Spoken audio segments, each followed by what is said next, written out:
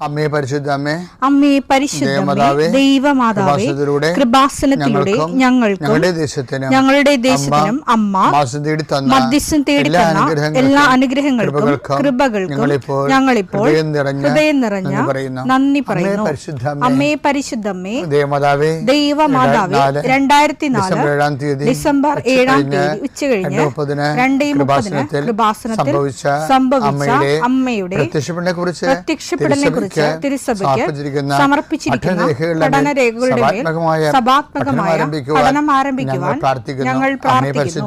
അമ്മേ പരിശുദ്ധമേ, ഭൂസ്വർലോകങ്ങളുടെ രാജ്ഞിയായ അങ്ങേയ്ക്ക് ഭൗമസംരക്ഷണത്തിനായി പ്രപഞ്ചപ്രകൃതിയെ തന്നെ തിരുസഭ പ്രതിഷ്ഠിക്കുവാൻ ഈ പ്രത്യക്ഷീകരണം വഴി ഇടയാക്കണമേ. പരിശുദ്ധമേ, ജപമാല മാതാവേ, സകല കൃപാസനം പ്രാർത്ഥനയോടും ചേർത്ത് ഞങ്ങളിപ്പോൾ പ്രാർത്ഥിക്കുന്ന ഈ കുടുംബത്തിന്റെ പ്രത്യേക നിയോഗം പറ മക്കളെ.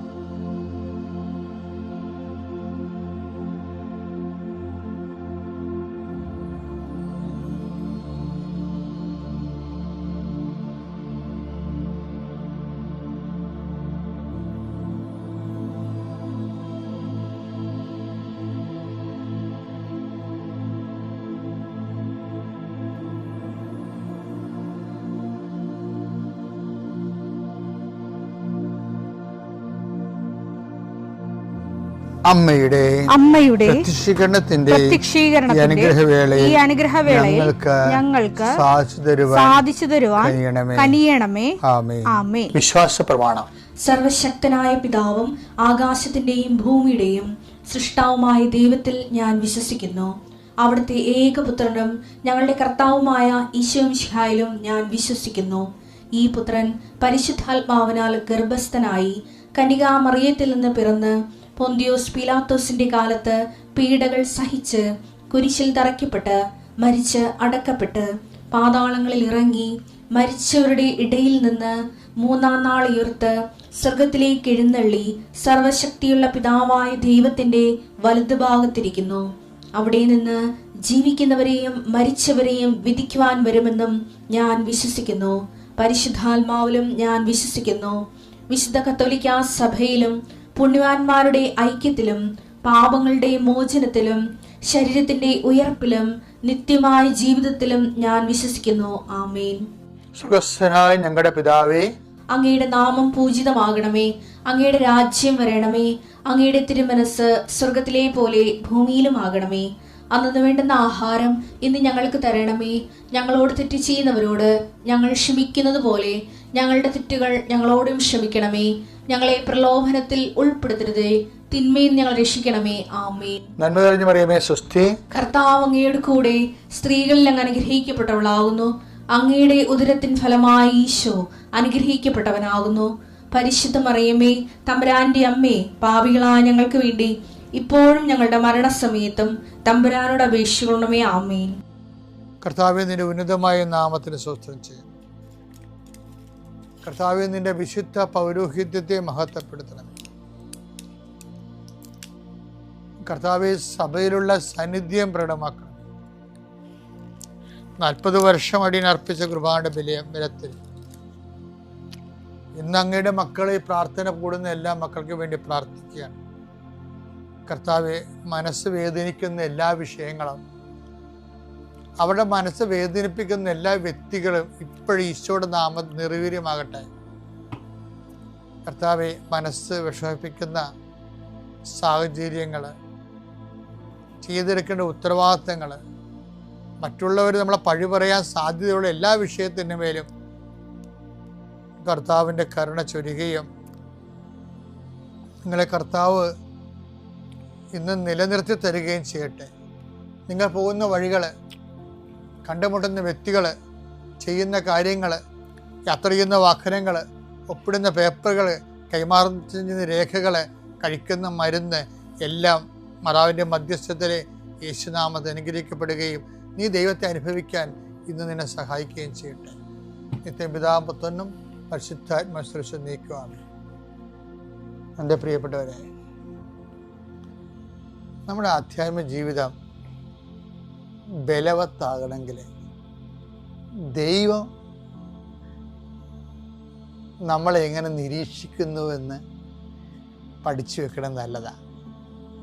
ഇപ്പം ഞാൻ ഇന്ന് നാളെ മറ്റന്നാൾ ഇതിൻ്റെ ഓരോ ഘടകങ്ങൾ പറയാം. ഇപ്പം ഉദാഹരണത്തിന് ദൈവം ചോദിക്കണില്ലേ, അതായത് നീ എന്താണ് ചെയ്തത്?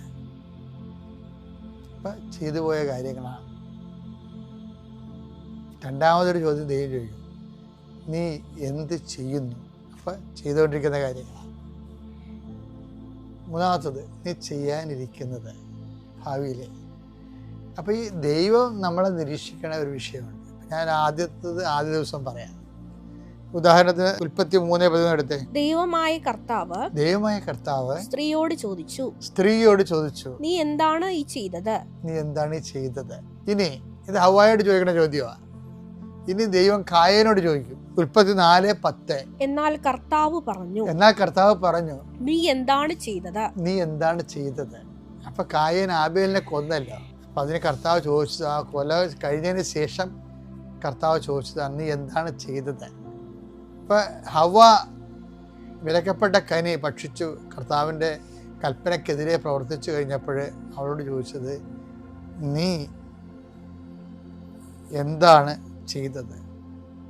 അപ്പം നമ്മുടെ ജീവിതത്തിൽ എപ്പോഴും അതുകൊണ്ടാണ് ഈ അനുതാപത്തിന് പ്രസക്തി വരണത്.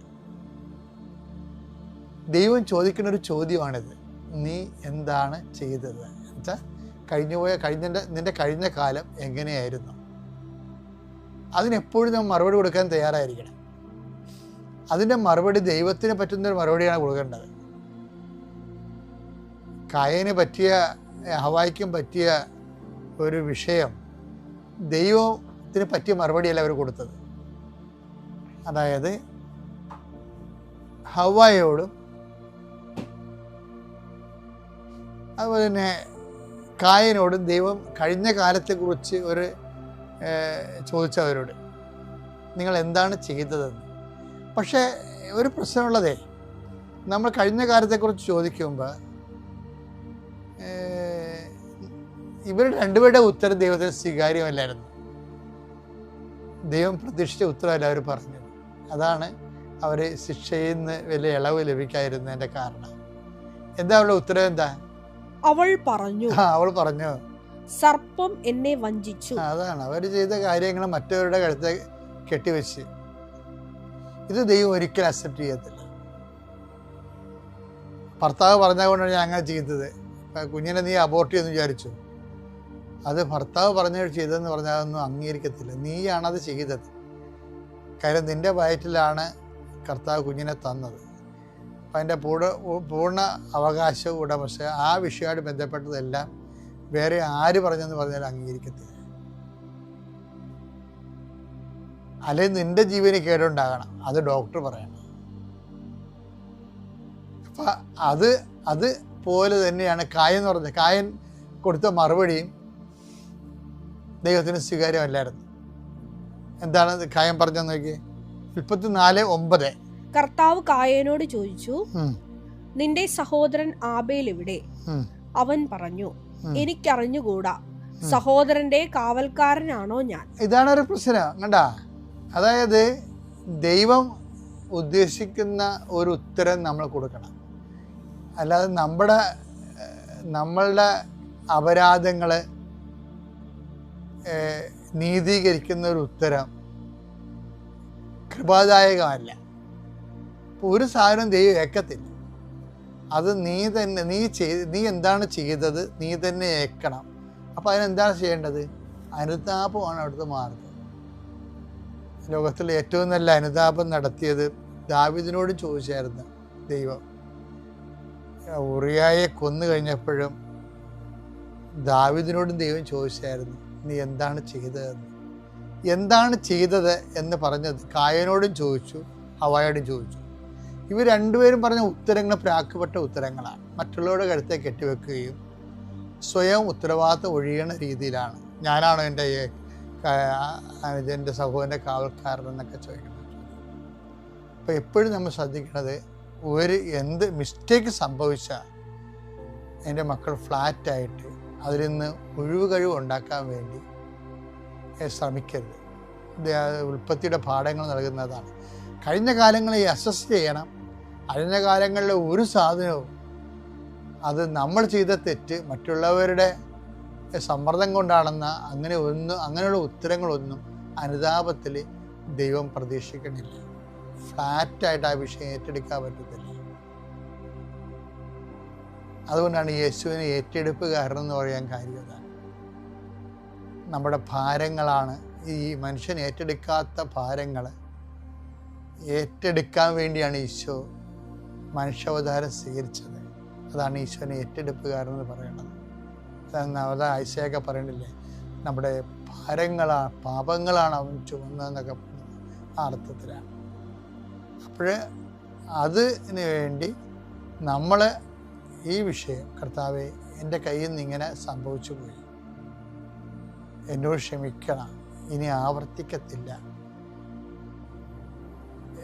എന്നെ അനുഗ്രഹിക്കണം, അങ്ങനെ ഒരു നിലപാടാണ് ഭാവി ജീവിതത്തിൽ ഭൂതകാലത്ത് സംഭവിച്ചു പോയ വിഷയങ്ങളെക്കുറിച്ച് ദൈവ സന്നിധി ഒരു നിക്കക്കള്ളി കിട്ടാൻ വേണ്ടി നമുക്ക് കൈവരിക്കാൻ പറ്റുന്ന നിലപാട്. സാക്ഷ്യം പറയാൻ അനുവദിച്ച മാതാവിനും ഈശോയ്ക്കും ഒരായിരം നന്ദി. എൻ്റെ പേര് അയോണ, ഞാൻ കോട്ടയത്തു നിന്ന് വരുന്നു. ഞാൻ ആദ്യമായി ഉടമ്പടി എടുക്കുന്നത് 2025 മാർച്ച് 28-നാണ്.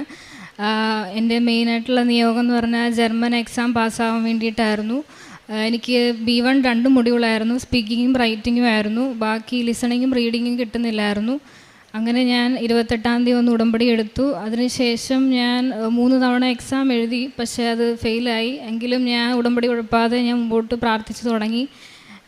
പിന്നീട് ഞാൻ ഇനിയിപ്പം നഴ്സിംഗ് ഡയറക്റ്റ് കയറാനല്ലാതെ വേറെ എന്തെങ്കിലും മാതാവിന് നിയോഗം ഉണ്ടെങ്കിൽ അതുപോലെ നടക്കട്ടെ, വിട്ടുകൊടുത്ത് പ്രാർത്ഥിക്കാൻ തുടങ്ങി.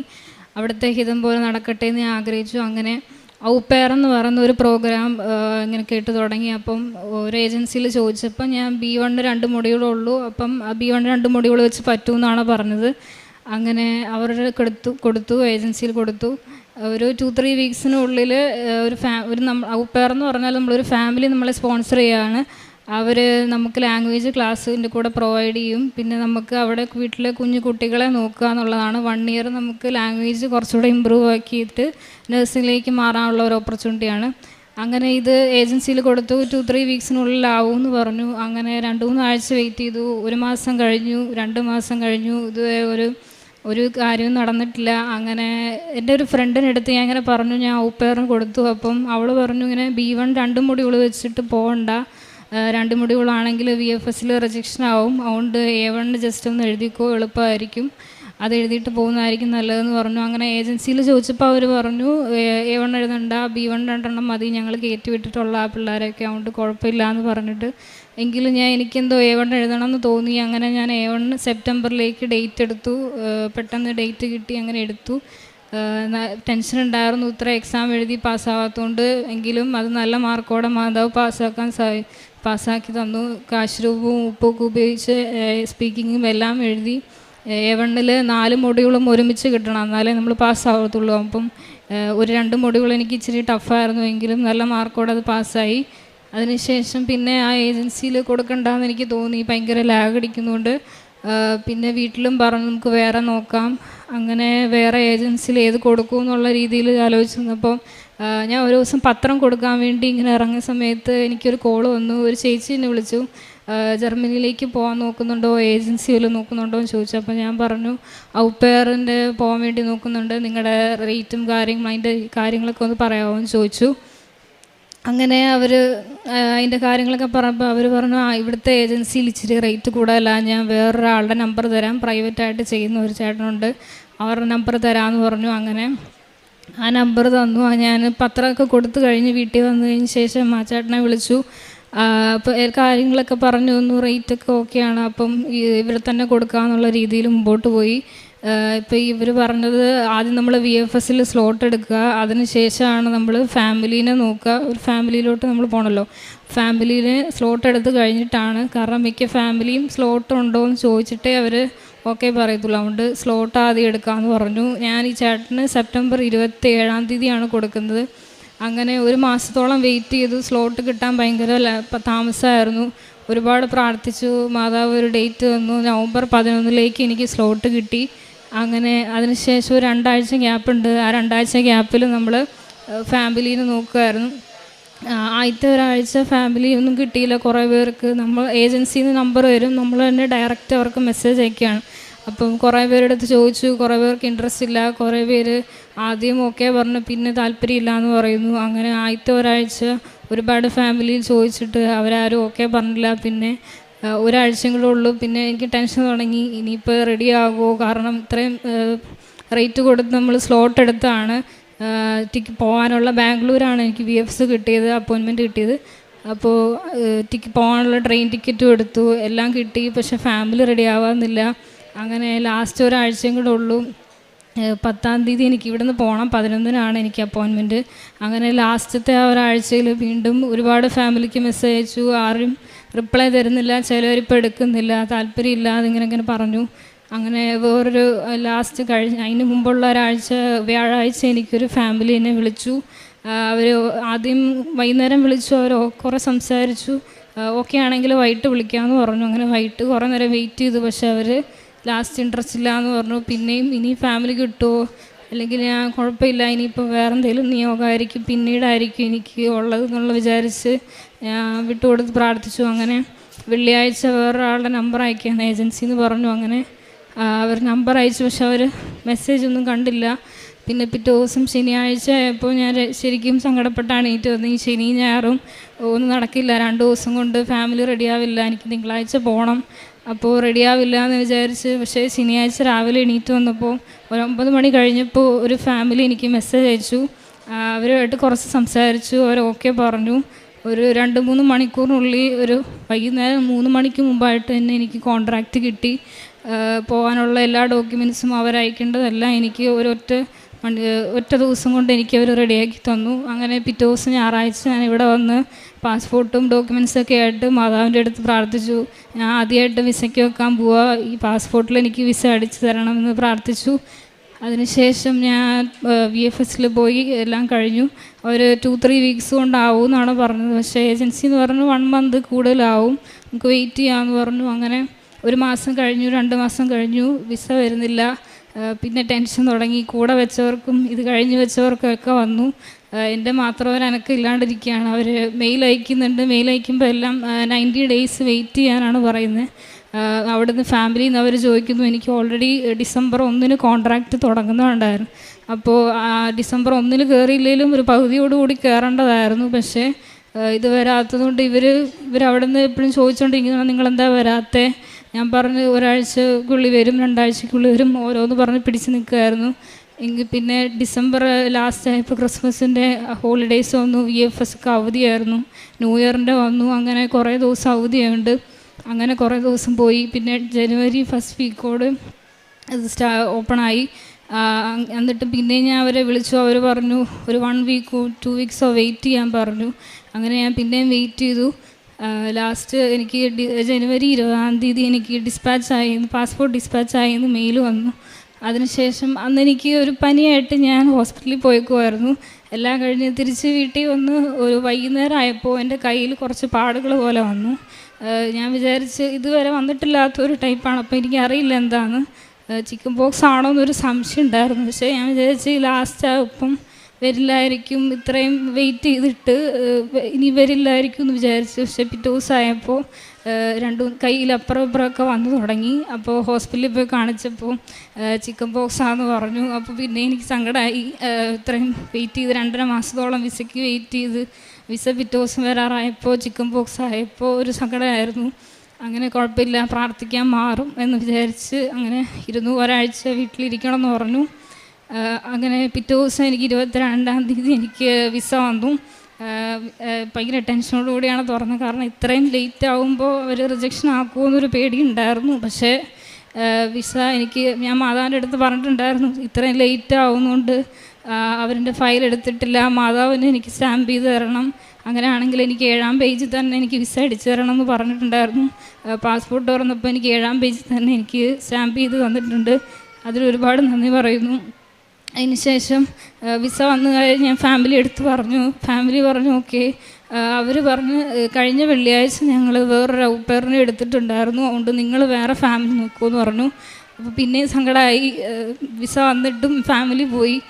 അങ്ങനെ ഏജൻസി എന്ന് പറഞ്ഞു നമുക്ക് വിസ ഉണ്ടല്ലോ, കുഴപ്പമില്ല, ഉടനെ തന്നെ വേറെ ഫാമിലി നോക്കാം എന്നിങ്ങനെ പറഞ്ഞപ്പോൾ വേറെ ഫാമിലി ആ സമയം കൊണ്ട് എൻ്റെ ചിക്കൻ ബോക്സ് മാറുമല്ലോ, പേടിക്കേണ്ട, നമുക്ക് വേറെ റെഡിയാക്കി തരാമെന്ന് പറഞ്ഞു. അങ്ങനെ ഒരാഴ്ചക്കുള്ളിൽ കഴിഞ്ഞ വ്യാഴാഴ്ച എനിക്ക് ഒരു ഫാമിലി മെസ്സേജ് അയച്ചു. അവർ സംസാരിച്ച് ഓക്കെ ആയിരുന്നു. വൈകിട്ട് അവർ വീഡിയോ കോൾ ചെയ്ത് വിളിച്ചു. പിറ്റേ ദിവസം അവർ പിള്ളേരെ കാണിച്ചുകൊണ്ട് വിളിക്കാമെന്ന് പറഞ്ഞു. അങ്ങനെ 2 തവണ കോൾ ചെയ്തു, അവർ ഓക്കെ പറഞ്ഞു. ഇതിനിടയിൽ എനിക്ക് അധികം ചിക്കൻ ബോക്സ് ഒന്നും വന്നില്ല, കയ്യിലും അങ്ങനെ മുഖത്തൊന്നും വരല്ലേന്ന് പ്രാർത്ഥിച്ചായിരുന്നു. ഒരു റെഡിഷ് കളർ പോലെ വന്നിട്ട് ഒരു പൊങ്ങി വരും. അപ്പം ഞാൻ അവിടെ എല്ലാം തൈലം പുരട്ടി പ്രാർത്ഥിച്ചു. കയ്യിലും മേത്തും പാട് തോന്നിയ സ്ഥലങ്ങളെല്ലാം പോയി തൈലം പുരട്ടി പ്രാർത്ഥിച്ചു. ആ സമയത്ത് ഭക്ഷണത്തിന് കഴിക്കുമ്പോൾ എല്ലാം ഇവിടുത്തെ ഉപ്പ്, വെഞ്ചരിച്ച ഉപ്പാണ് ഉപയോഗിച്ചിരുന്നത്.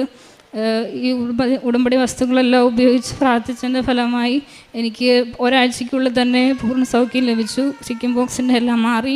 കയ്യിലൊരു പാട് മാത്രമേ ഉള്ളൂ. അവിടെ പോകുമ്പോൾ അവർ മുഖത്തൊക്കെ കണ്ടെങ്കിൽ പിന്നെ അവർക്ക് ബുദ്ധിമുട്ടാവുകൊണ്ട് മുഖത്തൊന്നും വരലേന്ന് പ്രാർത്ഥിച്ചു. മുഖത്തൊന്നും വന്നിട്ടില്ല. അങ്ങനെ എനിക്ക് ഫാമിലി റെഡിയായി, എല്ലാ കാര്യങ്ങളും ഓക്കെ ആയി നടന്നു. ഇന്നലെ ഞാൻ ടിക്കറ്റ് എടുത്തു. ഞാൻ ഫെബ്രുവരി 12 ജർമ്മനിയിലേക്ക് പോവാണ്. ഈശോയ്ക്കും മാതാവിനും 1000 നന്ദി. രണ്ടാമത്തെ നിയോഗം എന്ന് പറഞ്ഞാൽ എനിക്ക് കുറേ വർഷങ്ങളായിട്ട് മൈഗ്രെയിൻ ഉണ്ടായിരുന്നു. +1 പഠിക്കുന്ന സമയത്തോട്ട് ഒന്നും ചെയ്യാൻ പറ്റില്ല. തലവേദന തുടങ്ങിയാൽ നമുക്കൊന്നും ചെയ്യാൻ പറ്റില്ല, അവിടെ കടന്നു പോകും. അതുപോലെ വേദനയായിരുന്നു. അങ്ങനെ ഞാൻ ഇവിടെ വന്ന് ഉടമ്പടിയിൽ വെച്ചു. ഉടമ്പടി ആ ക്ലാസ്സിൻ്റെ സമയത്തും ഭയങ്കര തലവേദനയായിരുന്നു. എനിക്ക് ഫുഡ് കഴിക്കാതിരുമ്പോൾ ഗ്യാസ് കയറി തലവേദനയാണ്. അപ്പോൾ ഇവിടെ ഉപവാസം ഒരു നേരം എടുക്കണത് ഇങ്ങനെ പറഞ്ഞപ്പോൾ ഫുഡ് കഴിക്കരുത്, എനിക്ക് തലവേദന എടുക്കും, അതുകൊണ്ട് ഞാൻ അതെങ്ങനെ എടുക്കും മാതാവിന് ഇങ്ങനെ പറഞ്ഞു. അങ്ങനെ ആ ഉപവാസം എടുക്കുന്ന ദിവസം എനിക്ക് തലവേദന വരില്ല, ബാക്കി ഏത് ദിവസം വന്നാലും കുഴപ്പമില്ല, ഞാൻ സഹിച്ചോളാം എന്നിങ്ങനെ പറഞ്ഞു ഇവിടുന്ന് ഇറങ്ങി. ഇവിടുന്ന് 2ാമത്തെ ക്ലാസ്സിന് 11 മണിയുടെ ക്ലാസ്സിനാണ് ഞാൻ കയറിയത്. എല്ലാം കഴിഞ്ഞ് ഇവിടുന്ന് ഇറങ്ങിയപ്പോൾ ഒരു 3:30-4 അത്രയും ഫുഡ് കഴിച്ചില്ലേ പോലും എനിക്ക് തലവേദന വന്നിട്ടില്ല. ഇവിടുന്ന് ഇറങ്ങുന്നതിന് മുന്നേ തന്നെ ഏകദേശം തലവേദന എനിക്ക് മാറ്റി തന്നു. എങ്കിലും ഇടയ്ക്ക് മാത്രമേ വരാറുള്ളൂ, പൂർണ്ണമായിട്ടും മാറിയില്ലെങ്കിൽ പോലും ആ ഒരു ദിവസം വരല്ലേന്ന് പ്രാർത്ഥിച്ചതിൽ എനിക്കിപ്പോൾ മാസത്തിലൊന്നും 2 മാസം കൂടുമ്പോഴൊക്കെ ചെറിയ രീതിയിൽ മാത്രമേ വേദന വരാറുള്ളൂ. അത് ഒരിക്കലും മാറില്ല എന്ന് വിചാരിച്ചൊരു കാര്യമാണ്. തലവേദന വരുമ്പോൾ തൈലം പുരട്ടി പ്രാർത്ഥിക്കുകയും ഉപ്പിട്ട വെള്ളം കുടിക്കുകയും എല്ലാ കാര്യങ്ങളും ചെയ്യുമായിരുന്നു. അതായിരുന്നു 2ാമത്തെ നിയോഗം. പിന്നെ ഉടമ്പടിയിലൂടെ ഞാൻ ആത്മീയമായി ഒരുപാട് വളർന്നു. ബൈബിൾ വായിക്കുന്ന നേരത്തെയൊക്കെ ഞാൻ സങ്കീർത്തനം മാത്രമേ വായിക്കുന്നുണ്ടായിരുന്നുള്ളൂ. ഇപ്പം എല്ലാ അധ്യായങ്ങളും വായിക്കാൻ തുടങ്ങി. പിന്നെ പ്രൈസിത പ്രവർത്തനമായിട്ട് പത്രം എല്ലാ മാസവും മേടിച്ച് കൊടുക്കും, ഓരോ വീടുകളിൽ പോയി കൊടുക്കും. പിന്നെ കാരുണ്യപ്രവൃത്തിയായിട്ട് ഞങ്ങളുടെ അടുത്തുള്ള ഒരു ഓൾഡ് ഏജ് ഹോമിൽ എല്ലാ ആഴ്ചയിലും പോകാറുണ്ട്. ആദ്യം ഞാൻ അങ്ങനെ കാരുണ്യപ്രവൃത്തി ചെയ്യുന്നുണ്ടായിരുന്നില്ല. പിന്നെ സാക്ഷ്യത്തിലൊക്കെ ഓരോരുത്തർ പറഞ്ഞു തുടങ്ങിയപ്പോൾ തൊട്ട് ഓൾഡ് ഏജ് ഹോമിൽ പോകുന്നുണ്ട്. അങ്ങനെയൊക്കെ കേട്ടപ്പോൾ എനിക്കും പോകണം തോന്നി. അവിടെ അടുത്തുള്ള ഒരു സ്ഥലത്ത് പോയി ചോദിച്ചു, ഞാൻ വന്നോട്ടേയും ചോദിച്ചു. അപ്പോൾ അവർ കുഴപ്പമില്ല വന്നോളം പറഞ്ഞു. അങ്ങനെ പോയി എല്ലാ ആഴ്ചയിലും അവിടെ പോയി അവരുമായിട്ട് ടൈം സ്പെൻഡ് ചെയ്ത് അവരുടെ കാര്യങ്ങളൊക്കെ ചെയ്തു കൊടുക്കാനും നഖം വെട്ടി കൊടുക്കാനും അവർക്ക് ഫുഡ് കൊടുക്കാനും അവരെ ഹെൽപ്പ് ചെയ്യാനും ഒക്കെ തുടങ്ങി. അവർക്ക് വലിയ കാര്യമാണ്. എന്നെ കണ്ടില്ലെങ്കിൽ അവർ വിളിക്കും, എല്ലാവരും എനിക്ക് വേണ്ടി പ്രാർത്ഥിക്കും. അവിടെയുള്ള അമ്മമാരും അവിടെ കുറച്ച് രോഗികളായിട്ടുണ്ട്, അവരെയൊക്കെ ശുശ്രൂഷിക്കാനുള്ള അനുഗ്രഹം ലഭിച്ചു. പിന്നെ ആത്മീയമായി ഒരുപാട് വളർന്നു. പിന്നെ പ്രേക്ഷിത പ്രവർത്തനമായിട്ട് ഇവിടുത്തെ ധ്യാനം എല്ലാം കൂടി സ്റ്റാറ്റസ് ഇടാറുണ്ട്. ഇത്രയേറെ അനുഗ്രഹങ്ങൾ നിന്ന മാതാവിന് ഈശോയ്ക്ക് 1000. എൻ്റെ പേര് എൽസ. ഞാൻ വരുന്നത് വല്ലാർപാടത്തു നിന്നാണ്. ഞാൻ ഉടമ്പടി എടുക്കുന്നത് 2023 ഓഗസ്റ്റിലാണ്. ഞാൻ ഉടമ്പടി എടുക്കാൻ കാരണം എൻ്റെ മമ്മിയാണ്. എൻ്റെ മമ്മി ഓൾറെഡി നേരത്തെ ഉടമ്പടി എടുത്തിട്ടുണ്ട്. മമ്മി ഇങ്ങനെ ഉടമ്പടിയൊക്കെ ചെയ്യുമ്പോൾ ഞാൻ മമ്മീനെ കളിയാക്കുമായിരുന്നു. അപ്പം മമ്മി എന്നോട് പറഞ്ഞു, നീ എടുത്ത് നോക്ക്, അപ്പം നിനക്കറിയാം അതെന്താന്ന്. അപ്പം ഞാൻ മമ്മി എന്നെ നിർബന്ധിച്ചത് കൊണ്ടിട്ട് ഞാൻ വന്ന് ഉടമ്പടി എടുത്ത്. മമ്മി ഇപ്പം നിർബന്ധിച്ച് ഉടമ്പടി എടുത്തല്ലോ, അപ്പോൾ 3 മാസം എങ്ങനെയെങ്കിലും ഉടമ്പടി ചെയ്യാം എന്നുള്ള ഇതിൽ ഞാൻ അങ്ങനെ 3 മാസം ഉഴപ്പി ഉടമ്പടിയൊക്കെ ചെയ്ത് തീർത്ത്. അത് കഴിഞ്ഞ് ഞാൻ പിന്നെ ഉടമ്പടി പുതുക്കിയിട്ടൊന്നും ഉണ്ടായിരുന്നില്ല. അപ്പോൾ മമ്മി ഇതിലൊക്കെ ചെയ്യുമ്പോൾ ഞാൻ മമ്മീനെ ഇങ്ങനെ കളിയാക്കിക്കൊണ്ടൊക്കെ ഇരിക്കുമായിരുന്നു. അങ്ങനെ 2024 ഓഗസ്റ്റ് 6 എനിക്കൊരു ആക്സിഡൻ്റ് ഉണ്ടായി. ആ സ്പോട്ടിൽ തന്നെ എനിക്ക് ബോധം പോയി. അവർ വേഗം ഹോസ്പിറ്റലിലേക്ക് തന്നെ കൊണ്ടുപോയി. അപ്പോൾ എനിക്ക് ഇൻറ്റേർണൽ ബ്ലീഡിങ് ഉണ്ട്, സ്പൈനലിൽ ഇഞ്ചുറി ഉണ്ട്, അടിയിലേക്ക് ഇനി തളർന്നു പോവും, കിട്ടില്ല, ICU അഡ്മിഷൻ വേണം, എത്ര നാൾ ICU കിടക്കണം എന്നൊന്നും പറയാൻ പറ്റില്ല എന്ന് പറഞ്ഞു. അങ്ങനെ മമ്മിയുടെ നിർബന്ധം കൊണ്ട് ഞാൻ മാതാവിൻ്റെ കാശുരൂപം ഇപ്പോൾ എൻ്റെ മാലയിൽ ഇടുമായിരുന്നു. അപ്പോൾ അവരെൻ്റെ ഡ്രസ്സും സാധനങ്ങളൊക്കെ മമ്മിയുടെ കയ്യിലേക്ക് കൊടുത്തപ്പോൾ എൻ്റെ ചോരയിൽ കുളിച്ച കാശുരൂപം മമ്മിയുടെ കയ്യിൽ കിട്ടി. മമ്മി ആ കാശുരൂപത്തിൽ പിടിച്ച് പറഞ്ഞു, മാതാവിൻ്റെ സംരക്ഷണം എൻ്റെ മോക്കുണ്ടെന്ന് ഞാൻ ഇപ്പോഴും വിശ്വസിക്കുന്നു, എനിക്ക് എൻ്റെ മോളെ തിരിച്ച് വേണം എന്ന് പറഞ്ഞിട്ട് മമ്മി എപ്പോഴും പ്രാർത്ഥിച്ച്. അങ്ങനെ മമ്മി ആ രാത്രി ഫുള്ള് ഉറങ്ങിയിട്ടേ ഇല്ല. മമ്മി കാശുരൂപം വെച്ചിരുന്ന് പ്രാർത്ഥിക്കുമായിരുന്നു. അങ്ങനെ പിറ്റേ ദിവസം വൈകിട്ട് മമ്മി എന്നെ കാണാനായിട്ട് ICUയിൽ വരുമ്പോൾ എനിക്ക് ബോധം വന്നിട്ടുണ്ട്.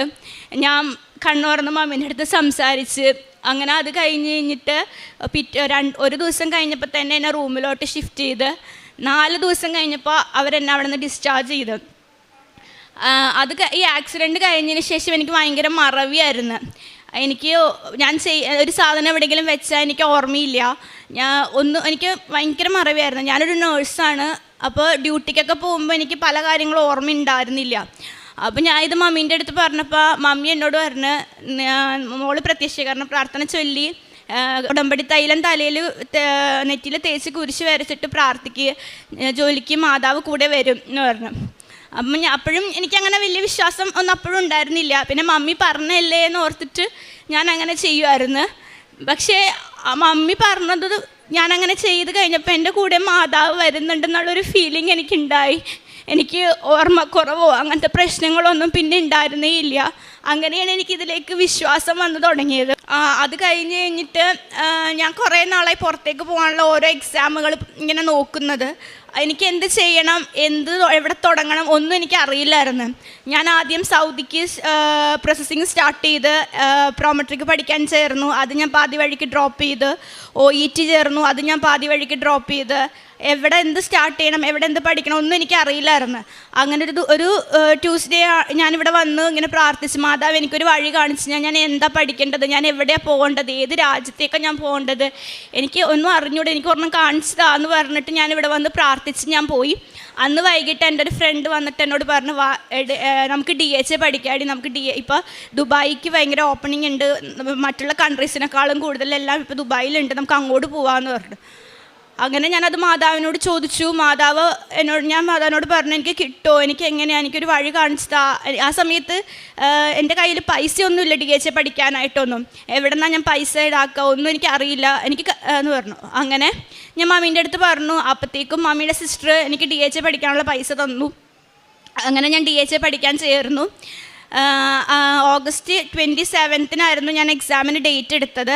ഓഗസ്റ്റ് 23 ഇവിടെ വന്ന് ഞാൻ ഉടമ്പടി പുതുക്കി ജോസഫ് അച്ഛനെ കണ്ടു. അച്ഛൻ എനിക്ക് കാശ് രൂപമൊക്കെ തന്നു, പ്രാർത്ഥിച്ചു. അങ്ങനെ ഓഗസ്റ്റ് 27 എക്സാമിന് ഞാൻ പോയി. അപ്പോൾ എക്സാമിന് പോകാൻ നേരത്ത് ഇവിടെ നിന്ന് അച്ഛൻ തന്ന കാശ് രൂപവും ഉപ്പും കൊണ്ടാണ് ഞാൻ പോയത്. അപ്പോൾ അവിടെ ചെന്നപ്പോഴേക്കും എക്സാമിനർ പറഞ്ഞു ഉപ്പ് കയറ്റാൻ പറ്റില്ല എന്ന് പറഞ്ഞു. അപ്പോൾ ഞാൻ എന്നാൽ ഉപ്പും കയ്യിലുണ്ടായി ഉപ്പ് ഞാൻ കഴിച്ചു. എന്നിട്ട് ഞാൻ എക്സാം ഹാളിൽ കയറി സ്ക്രീനിലേക്ക് നോക്കി ക്വസ്റ്റ്യൻസ് വായിച്ചപ്പോഴേക്കും ഞാൻ അവിടെ ഇരുന്ന് കരയാൻ തുടങ്ങി. കാരണം എനിക്കറിയാവുന്ന ഒരു ക്വസ്റ്റ്യൻ പോലും അതിൻ്റെ അകത്തില്ല. ഞാൻ അവിടെ ഇരുന്ന് കരച്ചിലായി. എന്നിട്ട് ഞാൻ ഇരുന്ന് വിശ്വാസപ്രമാണം ചൊല്ലി കുറേ നേരം ഇങ്ങനെ ഇരുന്ന് വിശ്വാസപ്രമാണം ചൊല്ലി കഴിഞ്ഞപ്പോഴേക്കും എൻ്റെ കൈയൊക്കെ ഇരുന്ന് വേർക്കാൻ തുടങ്ങി. മൗസിൽ ഞാനിങ്ങനെ കൈ പിടിച്ചുകൊണ്ടിരിക്കുകയായിരുന്നു. അപ്പോൾ എൻ്റെ കൈ ഇരുന്ന് വേർക്കാൻ തുടങ്ങി. എനിക്ക് ഉള്ളിൽ നിന്ന് ആരോ ഉത്തരം പറഞ്ഞു തരുന്ന പോലെ. അങ്ങനെ ഞാൻ എക്സാം എഴുതി. അത് കഴിഞ്ഞ് ശരിക്കും DHA പാസ്സാവാനായിട്ട് 4 മൊഡ്യൂളുണ്ട്. 4 60% വേണം. 2 ദിവസം കഴിഞ്ഞപ്പോൾ റിസൾട്ട് വന്നു. ഞാൻ പ്രത്യക്ഷീകരണ പ്രാർത്ഥന ചൊല്ലിയിട്ട് റിസൾട്ട് നോക്കി. എനിക്ക് കറക്റ്റ് 4 60% തന്നു. മാതാവ് എന്നെ എക്സാം പാസ്സാക്കി. ദുബായിലേക്ക് പോകാനായിട്ട് നമ്മൾ ശരിക്കും വിസിറ്റിംഗ് വിസ എടുത്ത് അവിടെ പോയിട്ട് വേണം ജോലി കണ്ടുപിടിക്കാൻ. നമുക്ക് നാട്ടിൽ നിന്നേ ജോലിയായി ദുബായിക്ക് പോകാൻ പറ്റില്ല. അപ്പോൾ ഞാൻ ഇവിടുന്ന് മാതാവിനോട് ഞാൻ പ്രാർത്ഥിച്ചു, എനിക്ക് ഇവിടെ നിന്നേ ജോലി വേണം, എനിക്ക് ജോലി കിട്ടിയിട്ടേ ഞാൻ പോവുള്ളൂ. അങ്ങനെ ഞാൻ പ്രാർത്ഥിച്ച് ഇതാക്കി ഇങ്ങനെ ഞാൻ അന്വേഷിക്കാൻ തുടങ്ങി. അപ്പോൾ ഞാൻ വർക്ക് ചെയ്യുന്ന ഹോസ്പിറ്റലിൽ ഞങ്ങളുടെ യൂണിറ്റിലെ യൂണിറ്റ് മാനേജർ എനിക്കൊരു നമ്പർ തന്നു, ഡോക്ടർ ജോസഫിൻ്റെ. ഞാനപ്പോൾ ഈ സാറിനൊന്ന് പുള്ളിക്കാരൻ അവിടെ, ഞാൻ ട്രാൻസ്പ്ലാന്റ് യൂണിറ്റിലാണ് വർക്ക് ചെയ്യുന്നത്. അപ്പോൾ അവരുടെ പുതിയൊരു ട്രാൻസ്പ്ലാന്റ് യൂണിറ്റ് സ്റ്റാർട്ട് ചെയ്യുന്നുണ്ട്, അവർക്കവിടെ സ്റ്റാഫിനെ വേണം എന്ന് പറഞ്ഞു. അപ്പോൾ ഞാൻ അങ്ങനെ ഇതാക്കി സാറിന് എൻ്റെ CV ഒക്കെ അയച്ചു കൊടുത്തു. അന്ന് സാറ് പറഞ്ഞു, ഞാൻ ഇത് ഹോസ്പിറ്റൽ HR കൊടുത്തേക്കാം, അവർ നിന്നെ കോൺടാക്ട് ചെയ്തോളും എന്ന് പറഞ്ഞു. അങ്ങനെ ഞാൻ സെപ്റ്റംബറിലൊക്കെ ആയപ്പോഴേക്കും എൻ്റെ CV കൊടുത്തു. ഒരു അനക്കവും ഇല്ല. ഞാൻ മാതാവിനോട് എനിക്ക് ഒക്ടോബർ ലാസ്റ്റിന് മുമ്പ് എനിക്ക് എന്തെങ്കിലും ഒരു തീരുമാനമാക്കി തരണം എന്ന് പറഞ്ഞു. ഒക്ടോബർ 24 എനിക്ക് ഇൻ്റർവ്യൂ കോൾ വന്നു. ഇൻ്റർവ്യൂ ഫസ്റ്റ് സെക്ഷൻ കഴിഞ്ഞു, ഭയങ്കര പാടായിരുന്നു. രണ്ടാമത്തെ സെക്ഷൻ ആയപ്പോഴേക്കും ഞാൻ മാതാവിൻ്റെ കാശുരൂപം കൈപ്പിടിച്ചിട്ട് പറഞ്ഞു, മാതാവ് എന്നിലൂടെ എനിക്ക് സംസാരിക്കണം, എനിക്ക് വേണ്ടി അമ്മ ഇൻ്റർവ്യൂ അറ്റൻഡ് ചെയ്യണം എന്ന് പറഞ്ഞു. വിശ്വാസ പ്രമാണം ചൊല്ലി ഞാൻ അവിടെ ഇരുന്നു. അവർ വിളിച്ചു. അവരെന്നോട് ആകെ ഒരു ക്വസ്റ്റ്യനേ ചോദിച്ചുള്ളൂ. അത് കഴിഞ്ഞാൽ ഓക്കെ ബൈ എന്ന് പറഞ്ഞു പോയി. അപ്പോൾ ഞാൻ ഓർത്ത് ഇത് പോയി, ഇത് കിട്ടില്ല എന്ന് ഞാനിങ്ങനെ ഓർത്ത്. അങ്ങനെ ഞാൻ പള്ളിയിലേക്ക് പോയി. പള്ളിയിൽ കഴിഞ്ഞ് വന്നപ്പോഴേക്കും അവിടെ നിന്ന് HR നിന്ന് വിളിച്ചു, എൽസ യു ആർ സെലക്റ്റഡ്. എൽസയ്ക്ക് ഇപ്പോൾ നാട്ടിൽ എത്രയാണ് സാലറി എത്രയാന്ന് ചോദിച്ചു. അപ്പോൾ ഞാൻ സാലറി പറഞ്ഞു. അപ്പോൾ ഞാൻ മാതാവിനോട് ചോദിച്ചിരുന്നത് എനിക്ക് 1 ലക്ഷം രൂപ സാലറിയുള്ള ജോലി വേണം എന്നായിരുന്നു. അങ്ങനെ അവരെനിക്ക് ഓഫർ ലെറ്റർ പിറ്റേ ദിവസം അയച്ചു. എനിക്ക് 1,75,000 രൂപ സാലറി പാക്കേജുള്ള വിത്ത് അക്കോമഡേഷനുള്ള സാലറി പാക്കേജുള്ള ജോലി മാതാവ് എനിക്ക് തന്നു. അത് കഴിഞ്ഞിട്ട് ആ സമയത്ത് എൻ്റെ പ്രോസസ്സിങ്, എൻ്റെ ഡാറ്റ ഫ്ലോ എല്ലാം ഞാൻ സൗദിക്ക് ചെയ്ത് വെച്ചേക്കാണ്. അപ്പോൾ അതൊക്കെ എനിക്ക് ദുബായിലേക്ക് ഞാൻ കൺവേർട്ട് ചെയ്തു. ഇപ്പോൾ എനിക്കിപ്പോൾ ജോലി കിട്ടിയത് ഷാർജയ്ക്കാണ്. അപ്പോൾ എൻ്റെ ഇതെല്ലാം ഷാർജ പ്രോസസ്സിങ്ങിലേക്ക് കൺവേർട്ട് ചെയ്യണം. ദുബായിയുടെ പ്രോസസ്സിങ് ഞാൻ പാതി ചെയ്ത് വെച്ചേക്കണേന്. മൊത്തത്തിലൊരു ഇതായിട്ട് നിൽക്കുന്ന സമയത്താണ് എനിക്കിത് കിട്ടുന്നത്. ഞാൻ അധികം ടെൻഷനൊന്നും ആയില്ല. ഞാൻ മാതാവിനോട് പ്രാർത്ഥിച്ച് തന്നെ എൻ്റെ പ്രോസസ്സിങ് എല്ലാം മുമ്പോട്ട് പോയി. അങ്ങനെ ഓഗസ്റ്റിലെടുത്ത ഉടമ്പടി ഡിസംബറിൽ പുതുക്കണമായിരുന്നു, ഞാൻ പുതുക്കിയില്ല. ഡിസംബർ പകുതി ആയപ്പോഴേക്കും എൻ്റെ പ്രോസസ്സിംഗ് ഒക്കെ ഭയങ്കരമായിട്ടും പിന്നെ സ്ലോ ആവാൻ തുടങ്ങി. ഞാനപ്പോൾ ഓർത്തത് എന്താ സ്ലോ ആവുന്നത്, എനിക്ക് മനസ്സിലാവുന്നുണ്ടായില്ല. അങ്ങനെ ഗുഡ് സ്റ്റാൻഡിങ്ങിന് അപ്ലൈ ചെയ്തു. 15 ദിവസം കൊണ്ട് വരേണ്ട ഗുഡ് സ്റ്റാൻഡിങ് 1 മാസമായി 2 മാസമായി എനിക്ക് കിട്ടുന്നില്ല. അപ്പോഴാണ് എൻ്റെ മനസ്സിൽ നിന്ന് പറഞ്ഞത്, നീ ഉടമ്പടി പുതുക്കിയോ? ഞാൻ ഇല്ല. അങ്ങനെ ഞാൻ ജാനുവരി 2 വന്ന് ഉടമ്പടി പുതുക്കി. ജാനുവരി 5 എൻ്റെ ഗുഡ് സ്റ്റാൻഡിങ് വന്നു. അങ്ങനെ ഇതെല്ലാം ഡാറ്റ ഫ്ലോയിലേക്ക് ആഡ് ചെയ്യാൻ 15 ദിവസം എടുക്കും. അങ്ങനെ ഡാറ്റ ഫ്ലോയിലേക്ക് ഇതെല്ലാം ആഡ് ചെയ്യാൻ കൊടുത്തു കഴിഞ്ഞിട്ട് ഇത് വരുന്നില്ല എനിക്ക്. അങ്ങനെ ജാനുവരി 30 ആയപ്പോഴേക്കും എന്നെ ഹോസ്പിറ്റലിൽ നിന്ന് വിളിച്ചു. ഒക്ടോബറിൽ ഇൻ്റർവ്യൂ അറ്റൻഡ് ചെയ്തതാണ്, ഇത്രയും മാസമായിട്ടും എൽസയ്ക്ക് ഇവിടെ വരാൻ പറ്റിയില്ലേ, ലാസ്റ്റ് ഡേറ്റ് പറയണം, എന്നാണ് വരാൻ പറ്റുന്നത്, എന്തിനുള്ളിൽ വരാൻ പറ്റും എന്ന് അങ്ങനെ പറയാം. ഞാനിങ്ങനെ ഇരുന്ന് മാതാവിനോട് പ്രാർത്ഥിച്ച്, പ്രത്യക്ഷീകരണ പ്രാർത്ഥനയിൽ പ്രാർത്ഥിച്ച്, മാതാവ് എനിക്കൊരു ഡേറ്റ് പറഞ്ഞു താ, ഞാൻ ഏത് ഡേറ്റ് അവരോട് പറയേണ്ടതെന്ന്. മാതാവ് എൻ്റെ ഉള്ളിൽ നിന്ന് പറഞ്ഞു ഫെബ്രുവരി 10 മുമ്പ് വരും എന്ന് പറയാനായിട്ട്. അങ്ങനെ ഫെബ്രുവരി 10 ഞാൻ അവരോട് പറഞ്ഞു. ആ സമയത്ത് എൻ്റെ ഡാറ്റ ഫ്ലോ ഒന്നും വന്നിട്ടില്ല ശരിക്കും. അന്ന് വൈകിട്ടായപ്പോഴേക്കും എൻ്റെ ഡാറ്റ ഫ്ലോ വന്നു. അങ്ങനെ ഞാൻ ദുബായ് ലൈസൻസിന് അപ്ലൈ ചെയ്യാൻ വേണ്ടി കൊടുത്തു. ശരിക്കും ഒരാഴ്ചക്കുള്ളിൽ ഒരാഴ്ചയാണ് ദുബായ് ലൈസൻസ് ആവാൻ എടുക്കുന്നത്. പ്രത്യക്ഷീകരണ പ്രാർത്ഥന ചൊല്ലി ഞാനത് സബ്മിറ്റ് ചെയ്തു. എനിക്ക് 1 ദിവസം കൊണ്ട് ദുബായ് ലൈസൻസ് ആയി. അത് കഴിഞ്ഞിട്ട് ഈ വിസയ്ക്ക് അപ്ലൈ ചെയ്യാൻ കൊടുത്തു. വിസയ്ക്ക് അപ്ലൈ ചെയ്യാൻ കൊടുത്തത് ഇതുപോലെ തന്നെ പ്രത്യക്ഷീകരണ പ്രാർത്ഥന ചൊല്ലിയിട്ടാണ് വിസയ്ക്ക് അപ്ലൈ ചെയ്യാൻ കൊടുത്തത്. 2 ദിവസത്തിനുള്ളിൽ എനിക്ക് വിസ വന്നു. ഞാൻ ഈ 6 ഞാൻ പോണേണ് ഷാർജയ്ക്ക്. എനിക്ക് ഇത്രയും ചെയ്തു തന്നത് എൻ്റെ മാതാവിൻ്റെ മാധ്യസ്ഥം കൊണ്ടാണ് എനിക്കിതെല്ലാം കിട്ടിയത്. എൻ്റെ വിശ്വാസം മാതാവ് ഒരുപാട് വളർത്തി. എനിക്ക് ഒട്ടും വിശ്വാസം ഉണ്ടായിരുന്നില്ല ഇതിൽ. പക്ഷേ എൻ്റെ മമ്മിയുടെ ഇത് നിർബന്ധം കൊണ്ട് ഉടമ്പടി എടുത്ത ഞാനിപ്പോൾ മാതാവിൽ ഭയങ്കരമായിട്ട് എൻ്റെ വിശ്വാസം ഭയങ്കരമായിട്ട് ഉറപ്പിച്ച് എനിക്ക് വേണ്ടി സഞ്ചാരി മാതാവ് എനിക്ക് മുമ്പേ പോയി എല്ലാം ചെയ്തു തന്ന മാതാവിന് ഒരുപാട് നന്ദി. ഞാൻ ഇവിടുന്ന് കിട്ടുന്ന പത്രം ഞാൻ വർക്ക് ചെയ്യുന്ന ഹോസ്പിറ്റലിൽ കൊടുക്കുമായിരുന്നു. പിന്നെ ക്രിട്ടിക്കലായിട്ടുള്ള പേഷ്യൻസിനൊക്കെ തൈലം പൂശി ഞാൻ പ്രാർത്ഥിക്കുമായിരുന്നു. പിന്നെ പേഷ്യൻസ് നമ്മളോട് സങ്കടം പറയുമ്പോൾ ഞാൻ മാതാവിനോട് പ്രാർത്ഥിക്കും, മാതാവ് എല്ലാം ചെയ്ത് തരും, അവർക്ക് വേണ്ടി ഞാൻ പ്രാർത്ഥിക്കുമായിരുന്നു. പിന്നെ പറ്റാവുന്ന പോലെ ഞാൻ കുർബാനയ്ക്ക് പോകും, ബൈബിൾ വായിക്കും, അങ്ങനത്തെ കാര്യങ്ങളൊക്കെ ഉണ്ടാകട്ടെ. പരിശുദ്ധ അമ്മ മാതാവ് ജീവനോട് പ്രത്യക്ഷപ്പെട്ട ഈ അൾത്താരയിൽ നിൽക്കാനായിട്ട് സഹായിച്ച പരിശുദ്ധ അമ്മ മാതാവിനും ഈശോപ്പയ്ക്കും കോടാനുകൂടി നന്ദി. എൻ്റെ പേര് ജൂലി സെബാസ്റ്റ്യൻ. ഞാൻ തൃശ്ശൂരിൽ നിന്ന് സെൻറ്റ് ജോർജ് ഓർത്തഡോക്സ് സഭാംഗമാണ്. ഞാൻ നേഴ്സായിട്ട് ന്യൂസിലൻഡിലാണ് വർക്ക് ചെയ്യണത്. ഇവിടെ ഞാൻ ഉടമ്പടിയെപ്പറ്റി ഇതെൻ്റെ ഹസ്ബൻഡ് നിതിൻ ആൻഡ് ഇതിൻ്റെ ബേബി അന്ന മരിയ. ഞങ്ങൾ തൃശ്ശൂരിൽ നിന്നാണ് വരുന്നത്. ഞാനിവിടെ ഉടമ്പടിയെപ്പറ്റി കൃപാസനത്തെപ്പറ്റി കേട്ടത് എൻ്റെ മമ്മി പറഞ്ഞിട്ടാണ്. എൻ്റെ മമ്മി 2018 ഇവിടെ വന്ന് ഉടമ്പടി എടുത്തിട്ടുണ്ട്. അതുപോലെ തന്നെ എൻ്റെ ബന്ധുമിത്രാദികളൊക്കെ ഇവിടെ വന്ന് ഉടമ്പടി എടുത്തിട്ടുണ്ട്. പരിശുദ്ധ അമ്മയെപ്പറ്റി, അമ്മ മാതാവ് ഒത്തിരിയേറെ മക്കൾക്ക് കൊടുത്ത അനുഗ്രഹങ്ങളെപ്പറ്റി ഞാൻ കേട്ടിട്ടുണ്ട്. അങ്ങനെ ഞാൻ ആദ്യമായിട്ട് ഓൺലൈൻ ഉടമ്പടി എടുത്തു. ഓൺലൈൻ ഉടമ്പടി എടുത്ത് സമയത്ത് ഞാൻ കാനഡയ്ക്ക് വേണ്ടി എൻ്റെ പ്രോസസ്സിങ് നടന്നുകൊണ്ടിരിക്കുമായിരുന്നു. അന്നേരം ഒത്തിരിയേറെ തടസ്സങ്ങളായിരുന്നു. ഞങ്ങൾ കാനഡ പ്രൊസീജിയർ ഇങ്ങനെ നടന്നുകൊണ്ടിരിക്കുകയായിരുന്നു. ആ സമയത്ത് ഞാൻ ഖത്തറിൽ ഹമദിലാണ് വർക്ക് ചെയ്തുകൊണ്ടിരുന്നത്. എന്നിട്ട് എൻ്റെ ഹസ്ബൻഡ് ആ സമയത്ത് നാട്ടിലായിരുന്നു. ഹസ്ബൻഡ് വന്ന് തീർത്ഥാടന ഉടമ്പടി എടുക്കുകയുണ്ടായി. പക്ഷേ അത് കണ്ടിന്യൂ ചെയ്യാനായിട്ട് ഹസ്ബൻഡിന് സാധിച്ചില്ല. ഹസ്ബൻഡ് ഉടമ്പടി എടുത്തു കഴിഞ്ഞ സമയത്താണ് എനിക്ക് കാനഡയിൽ നിന്നൊരു ന്യൂ ഫോൺലാൻഡിൻ്റെ സബ്മിഷനൊക്കെ കിട്ടിയതും അതുമായി ബന്ധപ്പെട്ട എല്ലാ കാര്യങ്ങളും സബ്മിറ്റ് ചെയ്തു. പക്ഷേ മറ്റുള്ളവർക്കെല്ലാം കിട്ടി കഴിഞ്ഞിട്ടും എനിക്ക് എൻ്റെ പ്രൊസീജിയർ മുന്നോട്ട് പോയില്ല. അപ്പം ഞാനത് വിശ്വസിച്ചു. ഹസ്ബൻഡ് അത് കണ്ടിന്യൂ ചെയ്യാത്തത് കൊണ്ടാണ് ഇങ്ങനെ എല്ലാം സംഭവിച്ചതെന്ന്. അങ്ങനെ ഇരിക്കുന്ന സമയത്താണ് ഞാൻ ന്യൂസിലൻഡിലേക്ക് വേണ്ടിയിട്ടുള്ള എൻ്റെ സബ്മിഷൻ കൊടുത്തത്. ന്യൂസിലൻഡിൽ കൊടുത്ത സമയത്ത് അതും ഒത്തിരിയേറെ തടസ്സങ്ങളായിരുന്നു. അപ്പം ഞാൻ ഖത്തറിൽ ഇങ്ങനെ വർക്ക് ചെയ്തുകൊണ്ടിരുന്ന സമയത്ത് ഞങ്ങൾക്ക് കല്യാണം കഴിഞ്ഞിട്ട് 4 വർഷമായിരുന്നു. ഞങ്ങൾ ബേബിക്ക് വേണ്ടി ഒന്ന് സെറ്റിലായിട്ട് ബേബിനെ നോക്കുന്നുണ്ടായിരുന്നുള്ളൂ. പക്ഷേ വീട്ടുകാരും നാട്ടുകാരും എല്ലാം ഇങ്ങനെ ചോദിക്കാൻ തുടങ്ങിയപ്പോഴത്തേക്ക് ഞങ്ങൾ പിന്നെ അതിനു വേണ്ടി ട്രൈ ചെയ്തിട്ട് നാച്ചുറലി ബേബി ഉണ്ടാകാത്തൊരവസ്ഥയായി.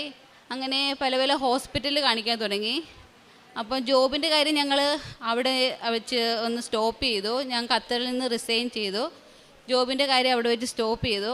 എന്നിട്ട് പല ഹോസ്പിറ്റലിൽ കാണിക്കാൻ വേണ്ടി തുടങ്ങി. പക്ഷേ എല്ലാ ടെസ്റ്റുകളും നോർമലായിരുന്നു. ഒരു കുഴപ്പമൊന്നും ഉണ്ടായിരുന്നില്ല. അങ്ങനെ ഇരിക്കുന്ന സമയത്ത് ഒരു ഹോസ്പിറ്റലിൽ ചെന്നപ്പോഴത്തേക്ക് അവർ നിങ്ങൾക്ക് ഇങ്ങനെ വർഷങ്ങൾ നീണ്ടുപോകല്ലേ, നിങ്ങൾ IVF ചെയ്യുമെന്നും പറഞ്ഞുകൊണ്ട് അവരത് സജസ്റ്റ് ചെയ്തു. അപ്പം ഞങ്ങൾക്ക് IVF ചെയ്യാനായിട്ട് താല്പര്യമുണ്ടായിരുന്നില്ല. കാരണം പരിശുദ്ധ അമ്മ മാതാവും ഈശോയും ഒത്തിരിയേറെ മക്കൾക്ക് നൽകിയ അനുഗ്രഹങ്ങളെപ്പറ്റി ഞാനിങ്ങനെ നിരന്തരം യൂട്യൂബിലൊക്കെ ഇങ്ങനെ സാക്ഷ്യങ്ങൾ കേട്ടുകൊണ്ടിരിക്കുകയായിരുന്നു. അപ്പം പരിശുദ്ധ അമ്മ മാതാവിന് ഈശോയ്ക്കും എല്ലാം സാധ്യമാണെന്ന് എനിക്ക് നല്ല ഉറപ്പുണ്ടായിരുന്നു. അതുകൊണ്ട് വേറൊരു ട്രീറ്റ്മെൻറ്റ് ചെയ്യുവാനായിട്ട് എനിക്ക് താല്പര്യമില്ലായിരുന്നു. അങ്ങനെ ഒരു പ്രാവശ്യം ഞങ്ങൾ അച്ഛനെ കാണാൻ വേണ്ടി തലയ്ക്ക് പിടിച്ച് പ്രാർത്ഥിക്കാൻ വേണ്ടി ഇവിടെ വന്നപ്പോഴത്തേക്ക് അച്ഛൻ ഇങ്ങനെ പ്രാർത്ഥിച്ചിട്ട് 42 എന്നൊരു സംഖ്യ പറഞ്ഞു. പക്ഷെ ഞങ്ങൾക്ക് 42ആയിട്ട് ബന്ധപ്പെട്ട് ഞാൻ കുറേ മാസങ്ങളായിട്ട് പ്രാർത്ഥിച്ചിട്ട് എനിക്ക് 42 എന്താണെന്ന് മനസ്സിലായില്ല. അപ്പോൾ ഞാൻ അച്ഛൻ്റെ ഒരു ഉടമ്പടി ധ്യാനം നടക്കുന്നതിന് മുന്നേ ഞാൻ എല്ലാ ചൊവ്വാഴ്ചയും ഉടമ്പടി ധ്യാനം കൂടാറുണ്ട്. അന്ന് ഒരു ഉടമ്പടി ധ്യാനം കൂടുന്നതിന് മുന്നേ തന്നെ ഞാൻ ശക്തിയായിട്ട് ഇങ്ങനെ മാതാവിനോട് തീക്ഷ്ണമായിട്ട് ഇങ്ങനെ പ്രാർത്ഥിച്ചു, മാതാവേ അച്ഛൻ എന്താണ് 42 എന്ന് പറഞ്ഞത് എനിക്ക് എന്തായാലും ഒന്ന് കാണിച്ചു തരണം. അന്ന് ഉടമ്പടി ധ്യാനത്തിൽ പങ്കെടുത്ത് സമയത്ത് അച്ഛൻ മറ്റൊരാളുടെ സാക്ഷ്യം പറഞ്ഞുകൊണ്ടിരിക്കുന്ന സമയത്ത് ഇങ്ങനെ ലൂക്ക 1:42 ഇങ്ങനെ എടുത്തെടുത്ത് പറഞ്ഞു. അപ്പം ഞാൻ ലൂക്ക 1:42 ഇത് 42 ആണല്ലോ അച്ഛൻ പറയുന്നത്. അപ്പം ഞാൻ ലൂക്ക 1:42 എടുത്ത് വായിച്ചു നോക്കിയപ്പോഴത്തേക്ക് സ്ത്രീകളിൽ നീ അനുഗ്രഹീത, നിൻ്റെ ഉദരഫലവും അനുഗ്രഹിക്കപ്പെട്ടത്, അതാണ് എനിക്ക് ലഭിച്ചത്. അപ്പം ഞാനിങ്ങനെ ഓർത്തിതെന്താണ് ഇങ്ങനെ. അപ്പം ജപമാലയ്ക്കകത്ത് നമ്മൾ നന്മ നിറഞ്ഞ മറിയമേ നിനക്ക് സ്വസ്തി, കർത്താവ് അമ്മയോട് കൂടെ സ്ത്രീകളിൽ നീ അനുഗ്രഹിക്കപ്പെട്ടവളാകുന്നു, നിൻ്റെ ഉദരഫലവും അനുഗ്രഹിക്കപ്പെട്ടത്, അങ്ങനെയാണല്ലോ ചെല്ലുന്നത്. ഞാൻ നിരന്തരം ജപമാല ചൊല്ലി നടക്കുന്ന ആളാണ്. അപ്പം അച്ഛൻ അതിലൂടെ പറഞ്ഞത് ജപമാല ചൊല്ലി ഇങ്ങനെ നിയോഗം വെച്ച് പ്രാർത്ഥിക്കുക, തീർച്ചയായിട്ടും ഭാവന ലഭിക്കും എന്നാണ്. ദൈവത്തിന് എല്ലാം സാധ്യമാണെന്ന് അതിലൂടെ തെളിഞ്ഞു. അങ്ങനെ ഞങ്ങൾ ഒരു ട്രീറ്റ്മെൻറ്റും കൂടാതെ പരിശുദ്ധ അമ്മ മാതാവ് ഞങ്ങൾക്ക് ബേബിനെ തന്നു. എല്ലാവരും IVF ചെയ്യണമെന്ന് പറഞ്ഞു. ഒരു കുഴപ്പമില്ല, എന്നാലും വർഷങ്ങളായിട്ട് നീണ്ടു പോകുന്നത് കൊണ്ട് IVF ചെയ്യണമെന്ന് പറഞ്ഞ് പലയിടത്തും ഡോക്ടർ പറഞ്ഞപ്പോഴും ഞാൻ പറഞ്ഞു, ഇല്ല, ഞങ്ങൾ വിശ്വസിക്കുന്നത് ദൈവമായ കർത്താവിലാണ്, ദൈവമായ കർത്താവിന് എല്ലാം സാധ്യമാണ്. അതുപോലെ തന്നെ ഒരു ട്രീറ്റ്മെൻറ്റും കൂടാതെ തന്നെ പരിശുദ്ധ അമ്മ മാതാവും ഈശോപ്പായും ഞങ്ങൾക്ക് ബേബിനെ നൽകി. ബേബിയുടെ പേര് അന്ന മരിയ എന്നാണ് ഞങ്ങൾ ഇട്ടിരിക്കുന്നത്. 2025 ഒക്ടോബർ 23 ഒക്ടോബർ മാസം ജപമാല മാസത്തിൽ തന്നെയാണ് ഈ ബേബിനെ ഞങ്ങൾക്ക് ലഭിച്ചത്. അത് വളരെ വളരെ അത്ഭുതകരമായിട്ടുള്ള ഒരു സാക്ഷ്യമാണ് 8 വർഷത്തിന് ശേഷം. അടുത്തതായിട്ട് എനിക്ക് സാക്ഷ്യം പറയാനുള്ളത്, ഞാൻ പറഞ്ഞല്ലോ ജോബിന് വേണ്ടി അപ്ലൈ ചെയ്തിരുന്നുകൊണ്ട് ഞങ്ങൾ ഖത്തറിൽ നിന്ന് റിസൈൻ ചെയ്ത് നാട്ടിൽ വന്ന് കുറച്ച് കാലം നിന്നായിരുന്നു. എന്നിട്ട് ഞങ്ങൾ ന്യൂസിലൻഡ്, UK, അയർലൻഡ് ഇങ്ങനെ ഓരോരോ സ്ഥലത്തും അപ്ലൈ ചെയ്തു. എനിക്ക് എല്ലാ സ്ഥലത്തു നിന്നും ഓഫർ ലെറ്റർ വന്നു. കാനഡയുടെ പ്രൊസീജിയർ ഞങ്ങൾ സ്റ്റോപ്പ് ചെയ്തായിരുന്നു. അപ്പം ബേബിയുടെ കാര്യം വന്നുകൊണ്ട് അപ്പം ന്യൂസിലൻഡിൻ്റെ പ്രൊസീജിയർ ഇങ്ങനെ മുന്നോട്ട് പോയിക്കൊണ്ടിരിക്കുകയാണ്. അപ്പോഴാണ് ന്യൂസിലൻഡിൻ്റെ അപ്ലൈ ചെയ്ത് കഴിഞ്ഞപ്പോഴത്തേക്ക് വിസയ്ക്ക് ഒത്തിരിയേറെ തടസ്സമുണ്ടായി. വിസയ്ക്ക് ഞാൻ കമ്പ്യൂട്ടറൈസ്ഡ് OET എക്സാമാണ് എഴുതിയത്. അപ്പോൾ ഇമിഗ്രേഷൻകാർ അവിടെ നിന്ന് നോക്കുമ്പോൾ അവർക്ക് കമ്പ്യൂട്ടറിനകത്ത് റിസൾട്ട് കാണാൻ പറ്റുന്നില്ല, അവർക്ക് വിസ അപ്രൂവ് ചെയ്യാൻ പറ്റണില്ല. അങ്ങനെ ഞാൻ ഓസ്ട്രേലിയൻ OET ക്ലബിൽ അവിടെ എല്ലാ ഹബിലും വിളിച്ചു, ഞാൻ എക്സാം സെൻറ്ററിൽ വിളിച്ചു, ഒന്നും ഫലവത്തായില്ല. അതേപോലെ തന്നെ ഞാൻ ആ സമയത്ത് അച്ഛൻ്റെ ഉടമ്പടി ധ്യാനം, ഒരു ടൈമിൽ അച്ഛൻ്റെ ഉടമ്പടി ധ്യാനം കൂടി ഇങ്ങനെ പ്രാർത്ഥിക്കുകയാണ്, അച്ഛാ ഇതുപോലെ ദൈവമേ എനിക്ക് ഇതിൻ്റെ ഒരു ഡിലേ എന്താണ്, ഇതിൻ്റെ തടസ്സം അത് മാറ്റി തരണമേ എന്ന് പ്രാർത്ഥിച്ചു. അതൊരു ഡിസംബർ 8 ചൊവ്വാഴ്ചയായിരുന്നു. എനിക്ക് എല്ലാ അനുഗ്രഹങ്ങളും ലഭിച്ചുകൊണ്ടിരിക്കുന്നത് എല്ലാ ചൊവ്വാഴ്ച ദിവസങ്ങളാണ്. അത് വളരെയേറെ അത്ഭുതകരമായിട്ടുള്ളൊരു കാര്യമായിരുന്നു എനിക്ക്. അന്ന് ഞാൻ ഡിസംബർ 8, 2023 ഇങ്ങനെ കൂടിക്കൊണ്ടിരിക്കുകയാണ് അച്ഛൻ്റെ ഉടമ്പടി ധ്യാനം. അന്ന് അച്ഛൻ എന്നത്ത് പറയുകയാണ്, ഡിസംബർ 10 ഡേറ്റ് പറഞ്ഞ് അച്ഛൻ ഇങ്ങനെ 10 എന്നുള്ള സംഖ്യ ഇങ്ങനെ കാണിക്കുന്നു എന്ന് പറഞ്ഞ് അച്ഛൻ ഇങ്ങനെ പ്രസംഗത്തിൽ ഇങ്ങനെ പറയുകയാണ്. അപ്പം ഞാൻ ഡിസംബർ 8 ആയല്ലോ, അപ്പം ഞാൻ 10 എന്നുള്ള ഡേറ്റ് ഇട്ട് ഇങ്ങനെ ശക്തമായിട്ട് പ്രാർത്ഥിച്ചുകൊണ്ടിരുന്നു, മാതാവേ ഈ തടസ്സം മാറ്റി തരണേന്ന്. അതുപോലെ തന്നെ പരിശുദ്ധ അമ്മ മാതാവ് ഡിസംബർ 10-ാം തീയതി 10 മണിക്ക് എനിക്ക് വിസ കിട്ടുവാനായിട്ട് സഹായിച്ചു. അതെനിക്ക് വളരെ അത് അത്ഭുതകരമായിട്ട്, ഞാൻ ഡേറ്റ് ഇട്ട് പ്രാർത്ഥിച്ചതിൽ എനിക്ക് വളരെ അത്ഭുതകരമായിട്ട് തോന്നിയത്. അങ്ങനെ ഞാൻ ന്യൂസിലൻഡിൽ പോവുകയുണ്ടായി. ന്യൂസിലൻഡിൽ പോയി ക്യാബ് കോഴ്സ് ചെയ്തു. ആ സമയത്താണ് അവിടെ വേക്കൻസികളെല്ലാം കഴിഞ്ഞു, ആൾക്കാരുകളെല്ലാം നഴ്സുമാരെല്ലാവരും തിരിച്ച് നാട്ടിലേക്ക് പോവുകയാണ്, അവിടെ ജോബ് കിട്ടാണ്ട്. കാരണം അവർക്കെല്ലാം ഫില്ലായി, അവർക്ക് ആവശ്യമില്ല ജോബ് നേഴ്സസിനെ. അങ്ങനെ ഒരു സാഹചര്യം വന്നപ്പോഴാണ് ഞാൻ അവിടെ ചെല്ലുന്നത്. ഞാൻ അവിടെ ചെന്ന് കോഴ്സ് കംപ്ലീറ്റ് ചെയ്തു. അവർക്ക് ക്ലിനിക്കൽ പ്ലേസ്മെൻറ്റ് കിട്ടിയത് ഒരു ഗവൺമെൻറ് ഹോസ്പിറ്റലായിരുന്നു. ഞാൻ ആ ഹോസ്പിറ്റലിൽ എത്തിയപ്പോൾ തന്നെ പരിശുദ്ധ അമ്മ മാതാവിൻ്റെ ഉടമ്പടി ഉപ്പിട്ട് ഞാൻ പ്രാർത്ഥിക്കുകയുണ്ടായി. അതിൻ്റെ ഫലമായിട്ട് എനിക്ക് എവിടെയാണോ ക്ലിനിക്കൽ പ്ലേസ്മെൻറ്റ് കിട്ടിയത് ആ ഗവൺമെൻറ് ഹോസ്പിറ്റലിൽ അവിടെ മാത്രം വേക്കൻസി ഉണ്ടായിരുന്നുള്ളൂ. ആ വേക്കൻസിയിലേക്ക് എനിക്ക് സെലക്ഷൻ കിട്ടുകയും എൻ്റെ കൂടെ കുറേ ആൾക്കാരുണ്ടായിരുന്നു. അവർക്കാർക്കും എൻ്റെ കഴിവ് കൊണ്ടല്ല, not by my merit but by grace, ദൈവത്തിൻ്റെ അനുഗ്രഹത്താൽ എനിക്ക് അവിടെ ജോബ് ലഭിച്ചു. എൻ്റെ കൂടെ ഉണ്ടായിരുന്ന ഞങ്ങളുടെ കൂട്ടത്തിൽ ക്യാബ് കോഴ്സ് ചെയ്യാമെന്ന നഴ്സസ് എല്ലാം നാട്ടിൽ പോയ സമയത്തും എൻ്റെ അമ്മ മാതാവ് എനിക്ക് അവിടെ ഗവൺമെൻറ്റിൽ തന്നെ ജോബ് തന്ന് അനുഗ്രഹിച്ചു. പരിശുദ്ധ അമ്മ മാതാവിന് ഈശോയ്ക്കും കോടാനുകോടി നന്ദി. അതുപോലെ തന്നെ എൻ്റെ ഹസ്ബൻഡിന് ചെറുതായിട്ട് മദ്യപാനം കൂട്ടിയിട്ടൊക്കെ ഉണ്ടായിരുന്നു. ഞാനതിന് വളരെ എതിർത്തായിരുന്നു. എനിക്ക് ചെറുതായിട്ടാണെങ്കിൽ പോലും മദ്യപിക്കുന്നത് ഒട്ടും ഇഷ്ടമില്ല. ഞാനപ്പം മാതാവിനോട് ഈശോയോട് ഇങ്ങനെ പ്രാർത്ഥിച്ചുകൊണ്ടിരിക്കുന്നത് പൂർണ്ണമായിട്ട് മാറ്റി തരണേന്ന് പറഞ്ഞ് പ്രാർത്ഥിച്ചുകൊണ്ടിരിക്കുക. അങ്ങനെ ആ സമയത്ത് ന്യൂസിലൻഡിൽ വെച്ച് ഹസ്ബൻഡിന് ഡ്രിങ്ക് ആൻഡ് ഡ്രൈവ് കൺവിക്ഷൻ ഉണ്ടാകുകയും അത് ഇമിഗ്രേഷനിൽ വരെ ഡിപ്പോർട്ടേഷൻ വരെ ഉണ്ടാകാനായിട്ടിടയായി. അത് ഹസ്ബൻഡിന് ഭയങ്കര സമയവും മണി നഷ്ടമൊക്കെ ഉണ്ടായ സമയമാണ്. അപ്പോൾ ഹസ്ബൻഡ് ഇതുപോലെ പരിശുദ്ധ അമ്മ മാതാവിൻ്റെ അടുത്ത് വന്ന് സാക്ഷ്യം പറഞ്ഞോളാമെന്ന് നേരുകയും ചെയ്തു. അതിൻ്റെ ഫലമായിട്ട് ആ ഡിപ്പോർട്ടേഷൻ അത് പരിശുദ്ധ അമ്മ മാതാവ് സസ്പെൻഡ് ചെയ്തു. ഒരു കുഴപ്പമൊന്നും ഉണ്ടാകാതെ, വിസയ്ക്ക് ഒരു കുഴപ്പമൊന്നും ഉണ്ടാകാണ്ട് പരിശുദ്ധ അമ്മ മാതാവ് ഈശോപ്പയെ ഞങ്ങളെ സംരക്ഷിച്ചു. അമ്മ മാതാവും ഈശോപ്പയും ഞങ്ങളുടെ ജീവിതത്തിൽ നൽകിയ എല്ലാ അനുഗ്രഹങ്ങൾക്കും കൃപകൾക്കും അമ്മയ്ക്കും അപ്പയ്ക്കും കോടാനുകോടി നന്ദി. കാരുണ്യപ്രവർത്തികൾ ഞങ്ങൾ ഓൾഡ് ഏജ് ഹോമിൽ പോകാറുണ്ട്. ഓൾഡ് ഏജ് ഹോമിൽ പോയി അവിടുത്തെ അമ്മമാരെ ശുശ്രൂഷിക്കാറുണ്ട്. അവർക്ക് വേണ്ടുന്ന ഫുഡും അവർക്ക് വേണ്ടുന്ന സാധനങ്ങളൊക്കെ ഞങ്ങൾ മിക്ക മാസങ്ങളിലും പോയി, ഞങ്ങളില്ലെങ്കിലും വീട്ടിൽ അമ്മേനെയും അപ്പനെയും കൊണ്ട് പോയി അവിടെ സഹായിക്കാറുണ്ട്. എൻ്റെ ഹോസ്പിറ്റലിൽ തന്നെ രോഗി ശുശ്രൂഷ ഞാൻ ചെയ്തുകൊണ്ടിരിക്കുന്നത്. എൻ്റെ ഹോസ്പിറ്റലിൽ തന്നെ എൻ്റെ രോഗികൾക്ക് ഞാൻ വേണ്ടുന്ന കാര്യങ്ങളെല്ലാം നന്നായിട്ട് ചെയ്തു കൊടുക്കാനും അവരോട് ഈശോയെപ്പറ്റി മാതാവിനെ പറ്റി പറയുവാനായിട്ടും എനിക്ക് സാധിച്ചു. ആത്മീയ ജീവിതം ഞാൻ ചെറുപ്പം മുതലേ ജപമാല ചൊല്ലി അമ്മ മാതാവിൻ്റെ കൊണ്ട് നടക്കുന്ന ആളാണ്. ജപമാല എപ്പോഴും എൻ്റെ കൂടെ എൻ്റെ പോക്കറ്റിലുണ്ടായിരിക്കും, എൻ്റെ കയ്യിലുണ്ടായിരിക്കും. ഞാൻ എവിടെ പോയാലും ജപമാല ചൊല്ലി നടക്കുന്ന ആളാണ്. ജപമാലയിൽ എനിക്ക് കൂടുതലായിട്ട് ഓരോ ലൈൻ ചെല്ലുമ്പോഴും പരിശുദ്ധ അമ്മ മാതാവിനെ പറ്റിയും ഈശോപ്പയെ പറ്റി സ്തുതിച്ച് ജപമാല ചൊല്ലാനുള്ള തീക്ഷ്ണമായ ഒരു അനുഭവം, ഒരു അനുഗ്രഹം എനിക്ക് ലഭിച്ചു. പിന്നെ ഉടമ്പടി എടുത്തതിനെ തുടർന്ന് ഞാൻ എല്ലാ ദിവസവും എനിക്ക് ന്യൂസിലൻഡിലായിരുന്നപ്പോഴും അമ്മ മാതാവിനോട് ഞാൻ പ്രാർത്ഥിച്ചതാണ്, അമ്മേ എനിക്ക് അക്കോമഡേഷൻ തരുന്നത് അമ്മയുടെ പള്ളിക്ക് അടുത്തായിരിക്കണേന്ന്. അത് വളരെ അത്ഭുതമായിട്ട് ഞാൻ അവിടെ ചെന്നപ്പോൾ എനിക്ക് അക്കോമഡേഷൻ കിട്ടിയത് സെൻറ്റ് മേരീസ് ബസിലിക്ക ചർച്ചിൻ്റെ അടുത്ത് 5 മിനിറ്റ് ദൂരം നടന്നു പോകാനുള്ളൊരു സ്ഥലത്താണ്. അതെനിക്ക് വളരെ അത്ഭുതമായിരുന്നു. അതുകൊണ്ട് എനിക്ക് എല്ലാ ദിവസവും പരിശുദ്ധ അമ്മ മാതാവിൻ്റെ പള്ളിയിൽ ചെന്ന് കുർബാന കൂടുവാനായിട്ട് സാധിച്ചു.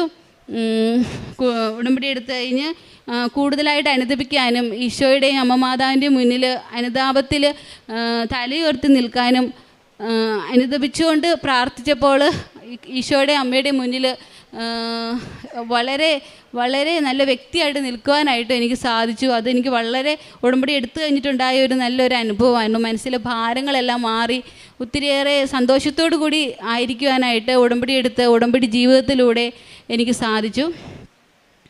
ഇത്രയേറെ അനുഗ്രഹങ്ങൾ തന്ന പരിശുദ്ധ അമ്മ മാതാവിനും ഈശോപ്പയ്ക്കും ഈ അൾത്താരെ കയറി നിന്ന് സാക്ഷ്യം പറയുവാൻ എന്നെ അനുഗ്രഹിച്ച അമ്മ മാതാവിനും ഈശോയ്ക്കും 1000 നന്ദി പറയുന്നു. എൻ്റെ പേര് ലതിക, കൊല്ലത്തുനിന്നാണ് വരുന്നത്. ഞാൻ ആദ്യമായി ഉടമ്പടി എടുത്തത് 2023 ഓഗസ്റ്റ് 24 എൻ്റെ വീട്ടിനടുത്തുള്ള രണ്ട് കുഞ്ഞുങ്ങൾ പറഞ്ഞറിഞ്ഞാണ്, പത്രം തന്നറിഞ്ഞാണ് ഞാൻ കൃപാസനത്തെക്കുറിച്ച് അറിയുന്നത്. ആ സമയത്ത് കുടുംബത്തിൽ ഒരുപാട് പ്രശ്നങ്ങളുണ്ടായിരുന്നു. അങ്ങനെ അവർ പിന്നീട് ഉടമ്പടി പുതുക്കാൻ വന്ന സമയത്ത് ഞാനും വന്നു. പക്ഷേ ഉടമ്പടിയെക്കുറിച്ചൊന്നും എനിക്ക് അറിയത്തില്ലായിരുന്നു. അവരങ്ങനെ വിശദീകരിച്ച് പറഞ്ഞു തന്നിട്ടില്ലായിരുന്നു. ഇവിടെ വന്നപ്പോഴാണ് ആൻറ്റി ഉടമ്പടി എടുക്കുന്നു എന്ന് ചോദിച്ചു. എന്താണെന്ന് അറിയത്തില്ല, ഞാനും ഉടമ്പടി എടുത്തു. പിന്നെ അച്ഛൻ്റെ ക്ലാസ് കേട്ട് കഴിഞ്ഞപ്പോൾ കുറച്ചൊക്കെ മനസ്സിലായി. ആദ്യത്തെ ഉടമ്പടിയിലൊന്നും എനിക്ക് കൂടുതലായിട്ടൊന്നും എല്ലാം ഒന്നും ചെയ്യാൻ എനിക്ക് സാധിച്ചിരുന്നില്ല. പക്ഷേ ആദ്യത്തെ ഉടമ്പടി എടുക്കുന്നതിന് മുമ്പ് തന്നെ എൻ്റെ തൊണ്ടയിലൊരു ഗ്ലാൻഡ് വന്ന് വേദന വന്നു. അത് ഹോസ്പിറ്റലിൽ പോയി ബയോപ്സി ചെയ്തു. പക്ഷേ അതിലൊന്നും ഒരു കുഴപ്പമില്ലായിരുന്നു. പക്ഷേ എൻ്റെ വേദന എനിക്ക് കുറയുന്നില്ലായിരുന്നു. ഒരാഴ്ച ആൻറ്റിബയോട്ടിക് കഴിച്ചു. കുറേ ദിവസങ്ങളായിട്ട് എനിക്ക് വേദനയൊന്നും കുറയുന്നില്ലായിരുന്നു. അപ്പം ഞാൻ അന്നേരം ആ ഇടയ്ക്കാണ് ഞാൻ വന്ന് ഉടമ്പടി എടുക്കുന്നത്. പക്ഷേ നിയോഗത്തിലൊന്നും അതിനെക്കുറിച്ച് ഞാൻ വച്ചിരുന്നില്ല. പക്ഷേ ഉടമ്പടി തൈലം കയ്യിൽ കിട്ടിയപ്പോൾ അന്ന് മുതൽ ഞാൻ ഉടമ്പടി തൈലം പൂശി ഞാൻ പ്രാർത്ഥിച്ചുകൊണ്ടേയിരുന്നു. ഒരു ദിവസം അച്ഛൻ്റെ ധ്യാനത്തിൽ അച്ഛൻ പറഞ്ഞു, തൊണ്ടയിൽ നിന്നും ചെവിയിലേക്കുള്ള വേദനയുള്ള ഒരു രോഗിയെ ഈശോ സുഖപ്പെടുത്തുന്നു എന്ന്. അപ്പോഴെനിക്ക് മനസ്സിലായി അത് എൻ്റെ കാര്യം തന്നെയാണ് പറഞ്ഞത്. ഞാൻ എല്ലാവരോടും പറയുന്നത് ഇങ്ങനെയാണ്, ഉമിനീര് ഇറക്കുമ്പോൾ എൻ്റെ തൊണ്ടയിൽ നിന്ന് ചെവിയിലോട്ട് എനിക്ക് വേദനയാണെന്ന്. അത് തന്നെയാണെന്ന് അന്ന് അച്ഛൻ പറഞ്ഞത്. അതിനുശേഷം ഇനി ആ വേദന പൂർണ്ണമായി മാറി ഇതുവരെ എനിക്ക് വന്നിട്ടില്ല. പിന്നെയുള്ള ഒരു സാക്ഷ്യം എന്ന് പറയുന്നത്, എൻ്റെ കുടുംബത്തിൽ പല പ്രശ്നങ്ങളൊക്കെ ഉണ്ടായിരുന്നു. അതെല്ലാം അമ്മ മാതാവിൻ്റെ ഇടപെടലിൽ അതെല്ലാം എനിക്ക് പൂർണ്ണമായും വിടുവിച്ച് നൽകി.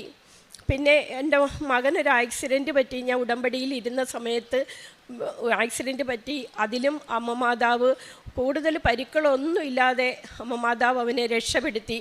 അതിലും അമ്മ മാതാവിന് 1000 നന്ദി. പിന്നെ കുടുംബത്തിലൊരു കേസ് വന്നു. അതിലും അമ്മ മാതാവ് ഒരു പ്രശ്നങ്ങളുമില്ലാതെ അതും അമ്മ മാതാവ് എനിക്ക് പൂർണ്ണമായും അതിൽ നിന്നും വിടുവിച്ച് നൽകി. പിന്നെ കുഞ്ഞുനാൾ മുതൽ എനിക്ക് പറയുമ്പോൾ എനിക്ക് അതിലെ ചിരി വരുവാണ്. പക്ഷേ എൻ്റെ കാര്യം എനിക്കറിയാം. ഒരു ദിവസം പോലും രാവിലെയും വൈകിട്ടും ചായ കുടിച്ചില്ലെങ്കിൽ എനിക്ക് ഭയങ്കര തലവേദനയാണ്. അത് പിന്നെ ചായ കുടിച്ചാലും ഒരു 2 ദിവസത്തേക്ക് ആ തലയുടെ ഭാരം എനിക്ക് മാറത്തില്ലായിരുന്നു. പക്ഷേ ഉടമ്പടി എടുത്ത ആ ഇടയ്ക്ക് എനിക്ക് അവിചാരിതമായി വീട്ടിലെ സാഹചര്യത്തിൽ എനിക്ക് ആ ചായ കുടിക്കാൻ പറ്റാതെ വന്നു. അത് തുടർച്ചയായിട്ട് പറ്റാവുന്നു. പക്ഷേ എനിക്ക് ആ തലവേദന വന്നിട്ടില്ല. ഇപ്പോൾ 1.5 വർഷമായിട്ട് ഞാനിപ്പോൾ ചായ കുടിക്കുന്നില്ല. എനിക്ക് തലവേദനയില്ല, ഒന്നുമില്ല. പിന്നെ ഒരു ദിവസം എൻ്റെ കയ്യിൽ തിളച്ച വെള്ളം, അടപ്പേന്ന് തിളച്ച വെള്ളം എടുത്ത വഴി കയ്യിൽ ഈ കയ്യിലെ ഇവിടെ മൊത്തത്തിൽ ആ തിളച്ച വെള്ളം അങ്ങ് വീണ്. അപ്പോൾ ഞാൻ കുറേ ദിവസം തുടർച്ചയായിട്ട് ഉടമ്പടി തൈലം തേച്ച് അത് ഒരു പൊള്ളൽ പോലും വന്നില്ല എന്നുള്ളതാണ്. സാധാരണ ചെറിയ ഇത് തിളച്ച വെള്ളം വീണ് കഴിഞ്ഞാൽ കുറച്ചെങ്കിലും പൊള്ളും, പക്ഷേ ഇത് ഒട്ടും പൊള്ളിയതേ ഇല്ല. 3-4 ദിവസമായിട്ട് ഉടമ്പടി തൈലം പൂശി, പിന്നെ വേദനയില്ലായിരുന്നു. അത് അങ്ങനെ ഒരു കറുത്ത നിറം വന്ന് ആ സ്കിന്നെല്ലാം പോയി. പിന്നെ എൻ്റെ ഭർത്താവും സഹോദരിയുടെ കുടുംബമായിട്ട് 10 വർഷമായിട്ട് വലിയ സഹകരണമൊന്നും ഇല്ലാതിരുന്നു. അതൊക്കെ ഞാൻ ഉടമ്പടി നിയോഗത്തിൽ വെച്ചു. അതും ഇപ്പോൾ അമ്മ മാതാവ് അതും സാധിച്ചു തന്ന് ഇപ്പം നല്ല സന്തോഷത്തിലൂടെ കുടുംബം പോകുന്നു. പിന്നെ ഞങ്ങളുടെ കുടുംബത്തിലുണ്ടായിരുന്ന എല്ലാ പ്രശ്നങ്ങൾക്കും ഇപ്പോൾ സന്തോഷവും സമാധാനവും വീട്ടിലുണ്ട്. ഉടമ്പടി എടുത്തതിന് ശേഷമാണ് ഈ സന്തോഷവും സമാധാനവും അമ്മ മാതാവ് തന്ന് അനുഗ്രഹിച്ചത്. പിന്നെ പ്രേക്ഷിത പ്രവർത്തനങ്ങളെന്ന് പറയുന്നത്, ഞാൻ ഇവിടുന്ന് കിട്ടുന്ന പത്രങ്ങളെല്ലാം എല്ലായിടും കടകളിൽ, ഓട്ടോ സ്റ്റാൻഡിൽ, ബസ് സ്റ്റാൻഡിൽ, ഹോസ്പിറ്റലുകളിൽ എല്ലായിടവും കൊണ്ട് നടന്ന് തന്നെ എല്ലാവർക്കും കൊടുക്കും. എല്ലാ കാര്യങ്ങളും മാതാവിനെക്കുറിച്ച് പറയും, അതെല്ലാം കൊടുക്കാറുണ്ട്. പിന്നെ ഡെയിലി ബ്രെഡ് സ്ഥിരമായി കേൾക്കും, അത് ഞാൻ സ്റ്റാറ്റസ് ഇടാറുണ്ട് എല്ലാ ദിവസവും. പിന്നെ ചൊവ്വാഴ്ചത്തെ ധ്യാനങ്ങൾ സ്ഥിരമായി കേൾക്കും, അതും എന്നും ഞാൻ സ്റ്റാറ്റസ് ഇടാറുണ്ട്. പിന്നെ സാക്ഷ്യങ്ങൾ ദിവസവും ഞാൻ 3-4 സാക്ഷ്യങ്ങൾ ഏറ്റവും കുറഞ്ഞത് ഞാൻ കേട്ടിട്ട് എല്ലാവർക്കും ഫ്രണ്ട്സിനെല്ലാം ഞാൻ ഷെയർ ചെയ്ത് കൊടുക്കാറുണ്ട്. പിന്നെ പലർക്ക് വേണ്ടിയിട്ടും മാതാവിനോട് രോഗസൗഖ്യത്തിന് വേണ്ടിയിട്ട് പ്രാർത്ഥിച്ച് പലർക്കും രോഗസൗഖ്യങ്ങൾ കിട്ടിയിട്ടുണ്ട്. പിന്നെ പലരെയും ഞാൻ ഇവിടെ കൊണ്ടുവന്ന് ഉടമ്പടി എടുത്തിട്ടുണ്ട്. ഇന്നും എൻ്റെ ഒരു ഫ്രണ്ട് വന്ന് ഉടമ്പടി എടുക്കാൻ വന്നിട്ടുണ്ട്. പിന്നെ കാരുണ്യപ്രവൃത്തികളെന്ന് പറയുന്നത് എന്നെക്കൊണ്ട് സാധിക്കുന്ന രീതിയിലുള്ള കാരുണ്യപ്രവൃത്തികളൊക്കെ ചെയ്യാറുണ്ട്. പിന്നെ സമൂഹ മാധ്യമത്തിലൂടെ പലരും സഹായം അഭ്യർത്ഥിക്കുന്ന, എന്നെക്കൊണ്ട് കഴിയുന്ന പൈസ ഞാൻ അയച്ചു കൊടുക്കും. ഒന്നുകിൽ ഞാൻ അയക്കും, ഇല്ലേ എൻ്റെ മോനെ കൊണ്ട് ഞാൻ അയച്ചു കൊടുക്കും. പിന്നെ നമ്മുടെ മുന്നിൽ വന്ന് കൈ നീട്ടുന്ന എല്ലാവർക്കും എന്നെക്കൊണ്ട് പറ്റുന്ന രീതിയിൽ സഹായങ്ങൾ ഞാൻ കൊടുക്കാറുണ്ട്. പിന്നെ അനാഥാലയങ്ങളിലും ഞങ്ങൾ സാധനങ്ങൾ വാങ്ങിക്കൊടുക്കും. പിന്നെ വീട്ടിൽ എന്തെങ്കിലും വിശേഷം ഉണ്ടെങ്കിൽ അതിനും അനാഥാലയത്തിലാണ് ഫുഡ് പറഞ്ഞ് ഞങ്ങളും അവരുടെ കൂടെ പോയിരുന്ന് കഴിച്ച് അങ്ങനെയും കാരുണ്യപ്രവർത്തികൾ ചെയ്യാറുണ്ട്. എൻ്റെ കുടുംബത്തിലെ എല്ലാവരും കാരുണ്യപ്രവർത്തികൾ ചെയ്യാറുണ്ട്. ഇത്രയൊക്കെ അനുഗ്രഹങ്ങൾ നൽകിയ അമ്മ മാതാവിനും ഈശോയ്ക്കും 1000 നന്ദി പറയുന്നു. പിന്നെ ആത്മീയ ജീവിതം എന്ന് പറയുന്നത് നേരത്തെ കർത്താവിനെയൊക്കെ അറിയാം, മാതാവിനെ അറിയാവുന്നേ ഉള്ളായിരുന്നു. പക്ഷേ ഉടമ്പടി എടുത്തതിന് ശേഷമാണ് ഞാൻ ഇത്രയും കൂടുതൽ കർത്താവിനെ വിളിക്കുന്നതും മാതാവിനെ വിളിക്കുന്നതും. എന്നും രാവിലത്തെ വൈകിട്ടത്തെ പ്രാർത്ഥന കൃത്യമായി ചെയ്യും, അരമണിക്കൂർ ബൈബിള് വായിക്കും, എല്ലാം കൃത്യമായി ചെയ്യുന്നുണ്ട്. ശരിക്കും ഇനിയും എൻ്റെ അമ്മ മാതാവിൻ്റെ കൂടെ തന്നെ ഇനിയും ജീവിക്കണമെന്ന് തന്നെയാണ് ആഗ്രഹം. 2 വർഷത്തിൽ കൂടുതലായി ഞാൻ ഉടമ്പടി എടുത്തിട്ട് എല്ലാ 3 മാസവും കൃത്യമായിട്ട് വന്ന് ഞാൻ ഉടമ്പടി പുതുക്കാറുണ്ട്. ഇപ്പോൾ 9ാമത്തെ ഉടമ്പടി പുതുക്കി കഴിഞ്ഞു. പിന്നെ ഞാൻ അമ്മ മാതാവിനെയും ഈശോയെയും ഞാൻ സ്വപ്നം കണ്ടിട്ടുണ്ട്. പിന്നെ സുഗന്ധാഭിഷേകം എനിക്ക് കിട്ടിയിട്ടുണ്ട്, മഴവില്ല് കണ്ടിട്ടുണ്ട്. എല്ലാ രീതിയിലും അമ്മ മാതാവ് എൻ്റെ കൂടെയുണ്ട്. എന്ത് പ്രശ്നങ്ങൾ വന്നാലും അപ്പോഴേ ഞാൻ ഉടമ്പടി കാശ് രൂപം എടുത്ത് നെഞ്ചോട് ചേർത്ത് വെച്ച് പ്രാർത്ഥിക്കും. അതിനെല്ലാം അപ്പോഴും തന്നെ എനിക്ക് മാതാവ് ഉത്തരം തരും. ഇനിയും അമ്മ മാതാവിൻ്റെ കൂടെ തന്നെ ജീവിക്കാൻ തന്നെയാണ് ആഗ്രഹം. അമ്മ മാതാവ് എല്ലാ അനുഗ്രഹങ്ങളും ഇനിയുള്ള എല്ലാ ഉടമ്പടി നിയോഗങ്ങളിലും മേലും അമ്മ മാതാവ് എന്നെ അനുഗ്രഹിക്കുമെന്ന് തന്നെ ഞാൻ വിശ്വസിക്കുന്നു. എല്ലാത്തിനും 1000 നന്ദി. യേശുവേ നന്ദി. പരിശുദ്ധമായ ഈ അൾത്താരയിൽ വന്ന് സാക്ഷ്യം പറയാൻ എന്നെ സഹായിച്ച, ഞങ്ങളുടെ കുടുംബത്തെ സഹായിച്ച അമ്മ മാതാവിനും തിരുക്കുമാരനും 1000 നന്ദി. എൻ്റെ പേര് നിഷ, ഇത് എൻ്റെ ഹസ്ബൻഡ് ജെയിംസ്, 2 മക്കൾ എഡ്വിൻ, മരിയ. ഇതെൻ്റെ മമ്മി മിനി. മമ്മി ഓൾറെഡി ഉടമ്പടിയിലാണ്. ഞാൻ ആദ്യമായി ഉടമ്പടി എടുക്കുന്നത് ഓൺലൈനായിട്ടാണ്.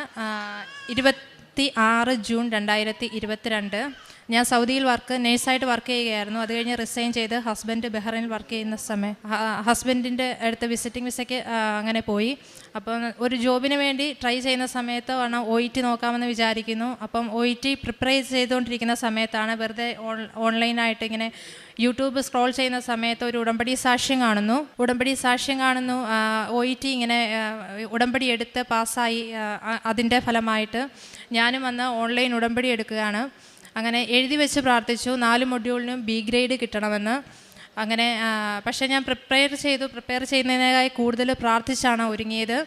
അതിൻ്റെ ഫലമായിട്ട് not by merit but by grace ഞാൻ 4 മൊഡ്യൂളിനും B ഗ്രേഡോട് കൂടി പാസ്സായി. എൻ്റെ എക്സാം റിസൾട്ട് കാണുമ്പോൾ തന്നെ അറിയാം, കറക്റ്റ് 350, അതായത് 4 മൊഡ്യൂളിനും B ഗ്രേഡോട് കൂടി പാസ്സായി.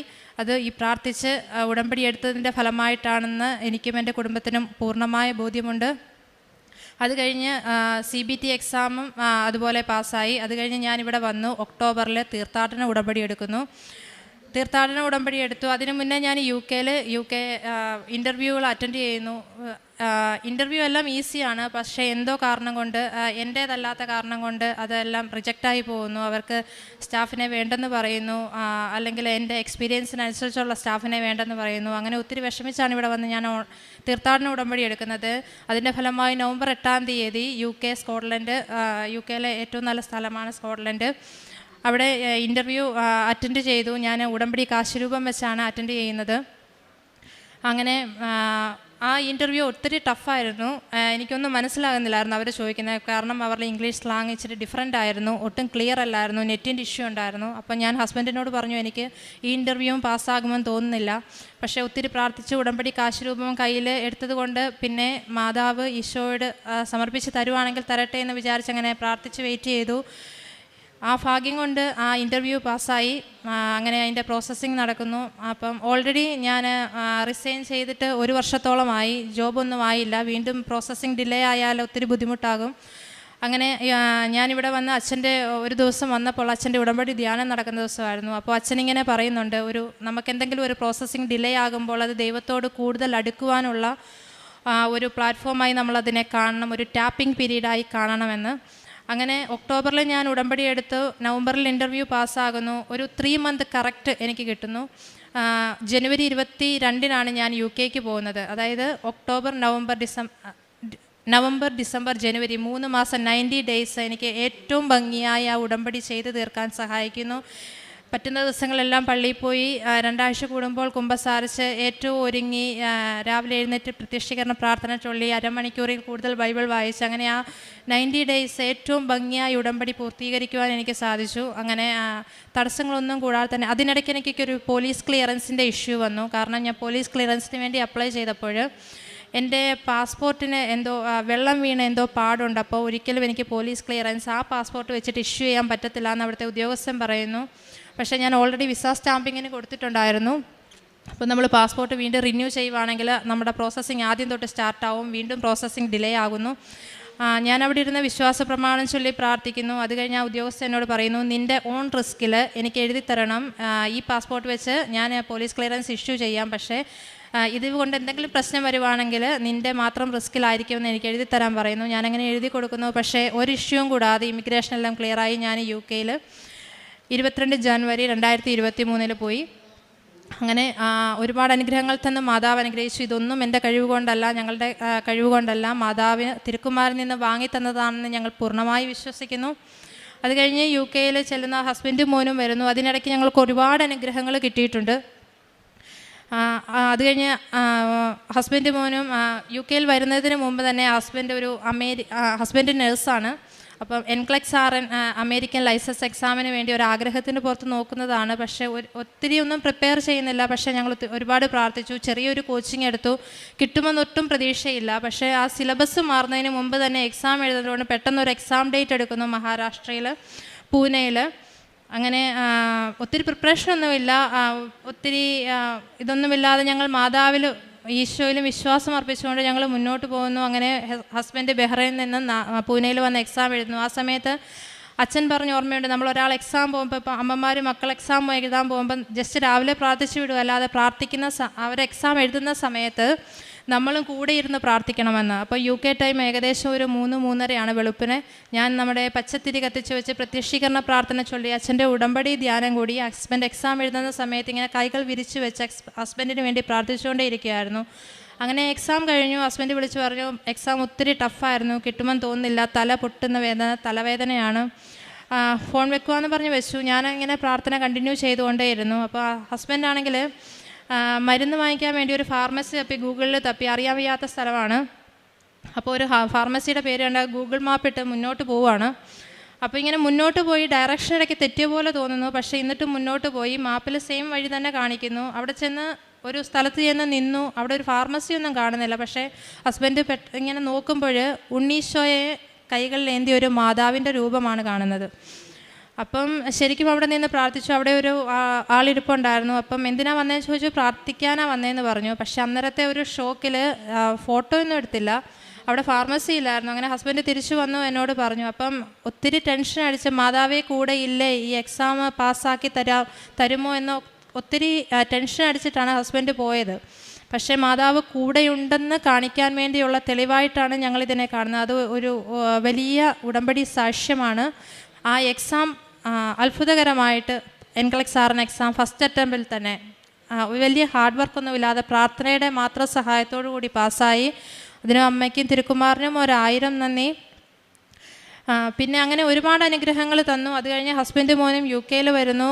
അവിടെ വീട് കിട്ടാൻ ഭയങ്കര പ്രയാസമാണ്. ഉടമ്പടി നമ്മുടെ ഉപ്പ് ഉപയോഗിച്ചതിൻ്റെ ഫലമായി ഹോസ്പിറ്റലിനടുത്ത് തന്നെ സ്കൂള്, എല്ലാ സൗകര്യങ്ങളോടും കൂടി അടുത്ത് തന്നെ. മോൻ്റെ സ്കൂള് ജസ്റ്റ് ഓപ്പോസിറ്റാണ്. അങ്ങനെ ആ ഉടമ്പടി വസ്തുക്കൾ ഉപയോഗിച്ചതിൻ്റെ ഫലമായിട്ട് ആ വീട് തന്ന് അനുഗ്രഹിച്ചു. അത് കഴിഞ്ഞ് കുഞ്ഞിനാണെങ്കിൽ കണ്ടിന്യൂസ് തുമ്മലായിരുന്നു. അപ്പം ഉടമ്പടി വസ്തു ഞാനിങ്ങനെ നമ്മുടെ തൈലം തലയിൽ തൊട്ട് പ്രാർത്ഥിക്കുമെന്നും അങ്ങനെ ഉടമ്പടി ഉപ്പും കൊടുക്കുമായിരുന്നു. അങ്ങനെ തുമ്മൽ ഒരുപാട് കുറഞ്ഞു കിട്ടി, വേറെ ട്രീറ്റ്മെൻ്റ് ഒന്നും കൂടാതെ തന്നെ. അത് കഴിഞ്ഞിട്ട് ഹസ്ബൻഡ് അവിടെ വന്ന് എക്സാം എഴുതി ഓസ്കി, IELTS, അതുപോലെ അവിടുത്തെ ഡ്രൈവിംഗ് ലൈസൻസ്, ഇതെല്ലാം പാസ്സായത് ഉടമ്പടി തൈലത്തിൻ്റെയും വിശുദ്ധ ഉപ്പിൻ്റെയും ഉപയോഗം കൊണ്ട് മാത്രമാണെന്ന് ഞങ്ങൾ പൂർണ്ണമായി വിശ്വസിക്കുന്നു. അത് കഴിഞ്ഞിട്ട് ഞങ്ങൾക്കൊരു മോനെ ഉണ്ടായിരുന്നുള്ളൂ. അപ്പം ഞങ്ങൾ ആദ്യമായിട്ട് UK ഞങ്ങൾ ഒരുമിച്ച് നിൽക്കുന്നത്. അതുവരെ 3 പേര് 3 സ്ഥലത്തായിരുന്നു. മോൻ നാട്ടിൽ മമ്മിയുടെ കൂടെ, ഹസ്ബൻഡ് ബഹ്റിനിലും, ഞാൻ സൗദിയിൽ, അങ്ങനെയൊക്കെ ആയിരുന്നു.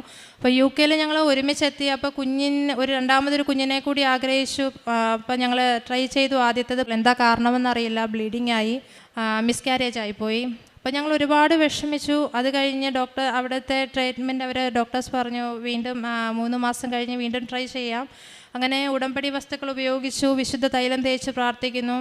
അത് കഴിഞ്ഞ് സെപ്റ്റംബർ മാസം മാതാവിൻ്റെ ജന്മത്തിരുന്നാളിൻ്റെ മാസം 8 നോയമ്പിൻ്റെ മാസം 8 ദിവസവും എൻ്റെ നൈറ്റ് ഡ്യൂട്ടി കഴിഞ്ഞിട്ട് ഞാൻ വന്ന് 8 ദിവസവും മുടങ്ങാതെ വിശുദ്ധ കുർബാന സ്വീകരിച്ചു. ആ മാസം തന്നെ സെപ്റ്റംബറിൽ തന്നെ പ്രഗ്നൻസി ടെസ്റ്റ് പോസിറ്റീവാണെന്ന് കാണിക്കുന്നു. അത് കഴിഞ്ഞ് ഞങ്ങളിങ്ങനെ പ്രാർത്ഥന തുടർന്നുകൊണ്ടേയിരുന്നു. ഒത്തിരി കോംപ്ലിക്കേഷൻസ്, ബാക്ക് പെയിൻ ആയിട്ടും റിപ്പ് പെയിൻ ആയിട്ടും ഒക്കെ ഉണ്ടായിരുന്നു. എൻ്റെ ഡ്യൂ ഡേറ്റ് ജൂൺ 2 പറഞ്ഞിരുന്നത്. പക്ഷേ മാതാവിൻ്റെ വണക്കമാസം തന്നെ, അമ്മ തന്ന കുഞ്ഞാണെങ്കിൽ എനിക്ക് മാതാവിൻ്റെ വണക്കമാസം തന്നെ കുഞ്ഞിനെ തന്ന് അനുഗ്രഹിക്കണമെന്ന് പ്രാർത്ഥിച്ചു. അങ്ങനെ മെയ് 18 ഒരു പെൺകുഞ്ഞിനെ തന്ന് മാതാവും തിരുക്കുമാറും ഞങ്ങളെ അനുഗ്രഹിച്ചു.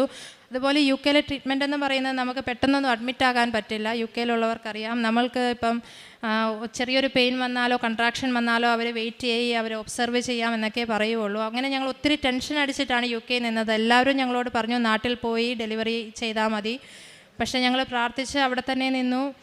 ഉടമ്പടി വസ്തുക്കൾ ഉപയോഗിച്ചായിരുന്നു. മെയ് 18 ഒരു ഞായറാഴ്ചയാണ്. അധികം തിരക്കൊന്നുമില്ലാത്ത ഒരു ദിവസം രാത്രിയിൽ ഇങ്ങനെ കൺട്രാക്ഷൻ വരുന്നു. ഹോസ്പിറ്റലിൽ വിളിച്ചപ്പോൾ അവർ പറഞ്ഞു ജസ്റ്റ് പെയിൻ മെഡിസിൻ തരാം, ഹോസ്പിറ്റലിലേക്ക് വന്നാൽ മതി എന്ന് പറഞ്ഞു. അപ്പം ഞങ്ങൾ അഡ്മിറ്റ് ആകാനൊന്നുമല്ല, ജസ്റ്റ് പെയിൻ മെഡിസിന് മാത്രമായിട്ട് ഹോസ്പിറ്റലിലേക്ക് പോയി. ഒരു തിരക്കുമില്ലായിരുന്നു അവിടെ. അപ്പം അവർ പെയിൻ മെഡിസിൻ തന്നു.